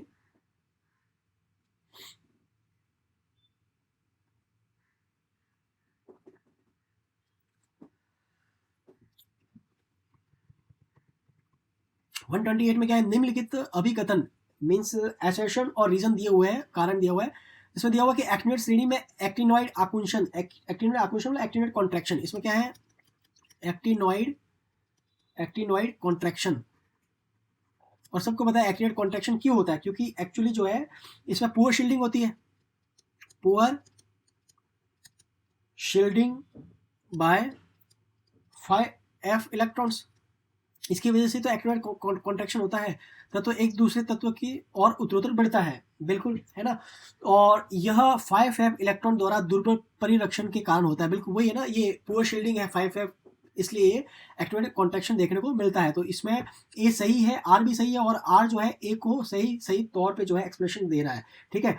तो इसको ए और आर सही है, और आर जो है ए को सही एक्सप्रेशन, ऑप्शन नंबर 3 जो है इसका सही आंसर माना जाएगा। अब देखते हैं कि 30 डिग्री सेल्सियस ताप पर तथा एक बार ये प्रेशर दिया हुआ दाब पर वायु के 400 डेसीमीटर क्यूब आयतन को 200 डेसीमीटर क्यूब तक संपीड़ित करने के लिए आवश्यक न्यूनतम दाब क्या होगा।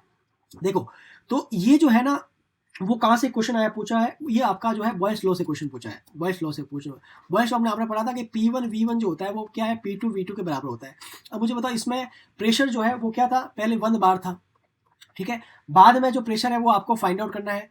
पहले आपका वॉल्यूम क्या है, वो है 400 डेसीमीटर क्यूब है, बाद का जो वॉल्यूम है वो कितना हो गया है, 200 डेसीमीटर क्यूब हो गया है। तो अब बताओ P2 क्या हो जाएगा, तो P2 बराबर हो जाएगा P1 V1 अपॉन V2 हो जाएगा, निकाल दो 1 मल्टीप्लाई 400 ये है ना 400, ये लिख दो, ये आपका बार है, ये आपका डेसीमीटर क्यूब है, ठीक है। और ये आपका हो जाएगा 200 डेसीमीटर क्यूब, डेसीमीटर क्यूब से डेसीमीटर क्यूब 200 ट्वाइस टाइम जाएगा, इस तरह से P2 कितना आ गया 2 बार, P2 कितना आ गया 2 बार, तो वो इसका 2 बार इसका करेक्ट आंसर हो जाएगा। तो ऑप्शन नंबर 3 जो है वो इसका करेक्ट आंसर है। आई होप सो ये क्वेश्चन आपको समझ में आ गया होगा। क्वेश्चन नंबर 130 देखते हैं, इसमें क्या लिया हुआ है, इसमें क्या दिया हुआ है कि निम्नलिखित में से कौन सा कथन गलत है। अच्छा, गलत कथन को आपको पहचानना है, ठीक है। तो Fe2CO9 है ना, कार्बोनिल जो है 9 एज ए लिगेंड है, स्ट्रॉन्ग फील्ड लिगेंड होते हैं ये, में 2 धातु परमाणु को जोड़ने वाले 3 ब्रिजीय CO समूह है। अब देखो जरा एक्चुअल में मैं आपको बताता हूँ इसका स्ट्रक्चर कैसा होता है ना। तो सबसे पहले इसका स्ट्रक्चर आप देखोगे तभी आपको पता चलेगा। Fe2CO9 बहुत पॉपुलर स्ट्रक्चर, आई होप ये जो स्टेटमेंट किसी का रॉन्ग नहीं हुआ होगा। ये Fe लिख दिया, यहाँ पे Fe लिख दो, जो है यहाँ पे इस तरफ से जो है बिलो फेज अपर फेज, ठीक है।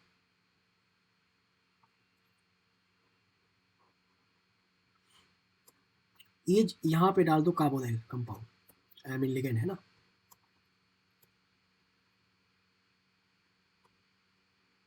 इस तरह से, ठीक है। स्टीरियो केमिस्ट्री भी साथ साथ बता रहा हूँ आपको।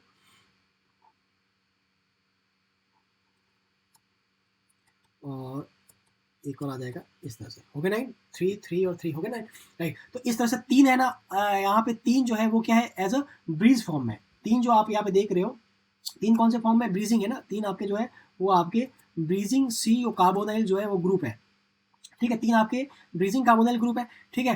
तो ये वही बोल रहा है कि 2 धातु को जोड़ने के लिए 3 ब्रीजिंग समूह है, बिल्कुल। तो स्टेटमेंट फर्स्ट जो है वो सही है, तो ये गलत पूछा था, इसका ये ऑप्शन राइट नहीं होगा। Fe2CO4 2- में, अच्छा तो अब देखो कंपाउंड क्या दिया हुआ है, Fe2CO4 और 2-, चूंकि ये जो है ना इसका ये न्यूट्रल होता था, X+4 ये लिगेंड जो है न्यूट्रल होता है तो -2, तो x बराबर क्या आ जाएगा -2, मतलब ये जो रोमन रिप्रेजेंटेशन ऐसा होगा तो अवस्था में, तो ये भी इसका सही है, मतलब ये भी इसका गलत हो जाएगा। फिर यहाँ पे दिया हुआ है, इसके बारे में बात करते हैं कि निकल जो है NiCO4 में जो है निकल शून्य संयोजी अवस्था में है और ये वर्गाकार समतलीय नहीं है। जी बिल्कुल वर्गाकार समतलीय नहीं है। वर्गाकार समतलीय तब होता है जब यहाँ पे वीक फील्ड लिगेंड होता है, लेकिन जो CO है वो क्या है, वो स्ट्रॉन्ग फील्ड लिगेंड है, इसलिए जो है ये टेट्राहेड्रल फॉर्म में होता है। ये कौन से फॉर्म में होता है, टेट्राहेड्रल फॉर्म में होता है। इसकी ज्योमेट्री कुछ इस तरह से होगी, इसकी ज्योमेट्री जो है वो कुछ इस तरह से होगी, ठीक है। ये आपके जो है टेट्राहेड्रल फॉर्म में होता है कुछ इस तरह से, तो ये जो टेट्राहेड्रल फॉर्म में होता है, ठीक है, ये आपका, तो ये समतलीय नहीं है, बिल्कुल ये भी सही है, तो इसका मतलब ये सही है, मतलब ये आपके ऑप्शन राइट नहीं होगा। अब ये देखो यही बच रहा है वैसे तो यही इसका सही आंसर हो जाएगा, ऑप्शन नंबर 3। इसमें क्या लिखा होगा कि VCO5 जो है वो उसमें क्या हो रहा है, उसमें V शून्य संयोजी अवस्था में है और इसमें अयुग्मित इलेक्ट्रॉन्स हैं और यह मोनोमेरिक रहता है। देखो ये मोनोमेरिक वर्ड आया है, यहाँ से ये क्वेश्चन जो है स्टेटमेंट जो है रॉन्ग हो जाएगा, क्योंकि आपको पता होना चाहिए कि VCO जो है ना, VCO5 वो एक्चुअली एग्जिस्ट ही नहीं करता, वो एग्जिस्ट नहीं करता क्योंकि ये 18 इलेक्ट्रॉन्स रूल जो है उसको फॉलो नहीं करता ये, ठीक है। कौन एग्जिस्ट करता है, VCO6 एग्जिस्ट करता है, क्योंकि ये 18 इलेक्ट्रॉन्स रूल भी फॉलो करता है और ये इसका जो है वो क्या होता है, मोनोमेरिक फॉर्म होता है, ये उसका मोनोमेरिक होता है, राइट। तो ये VCO5 नहीं होता, VCO6 होगा, राइट। तो इसका ऑप्शन नंबर 3 जो है वो इसका करेक्ट आंसर हो जाएगा क्वेश्चन 130 का, राइट। आगे बढ़ते हैं, आई होप से ये क्वेश्चन समझ में आ गया होगा। चलिए, तो ये जो क्वेश्चन जो थे वो केमिस्ट्री से रिलेटेड थे। आई होप सो सभी क्वेश्चन आपको समझ में आ गए होंगे, और अगर आप यहाँ तक वीडियो देख रहे हो तो सब्सक्राइब करना बिल्कुल मत भूलिएगा, अपने दोस्तों को शेयर भी जरूर कीजिएगा, राइट। मिलते हैं ऐसे ही किसी अन्य वीडियो में, राइट। तब तक के लिए धन्यवाद, जय हिंद।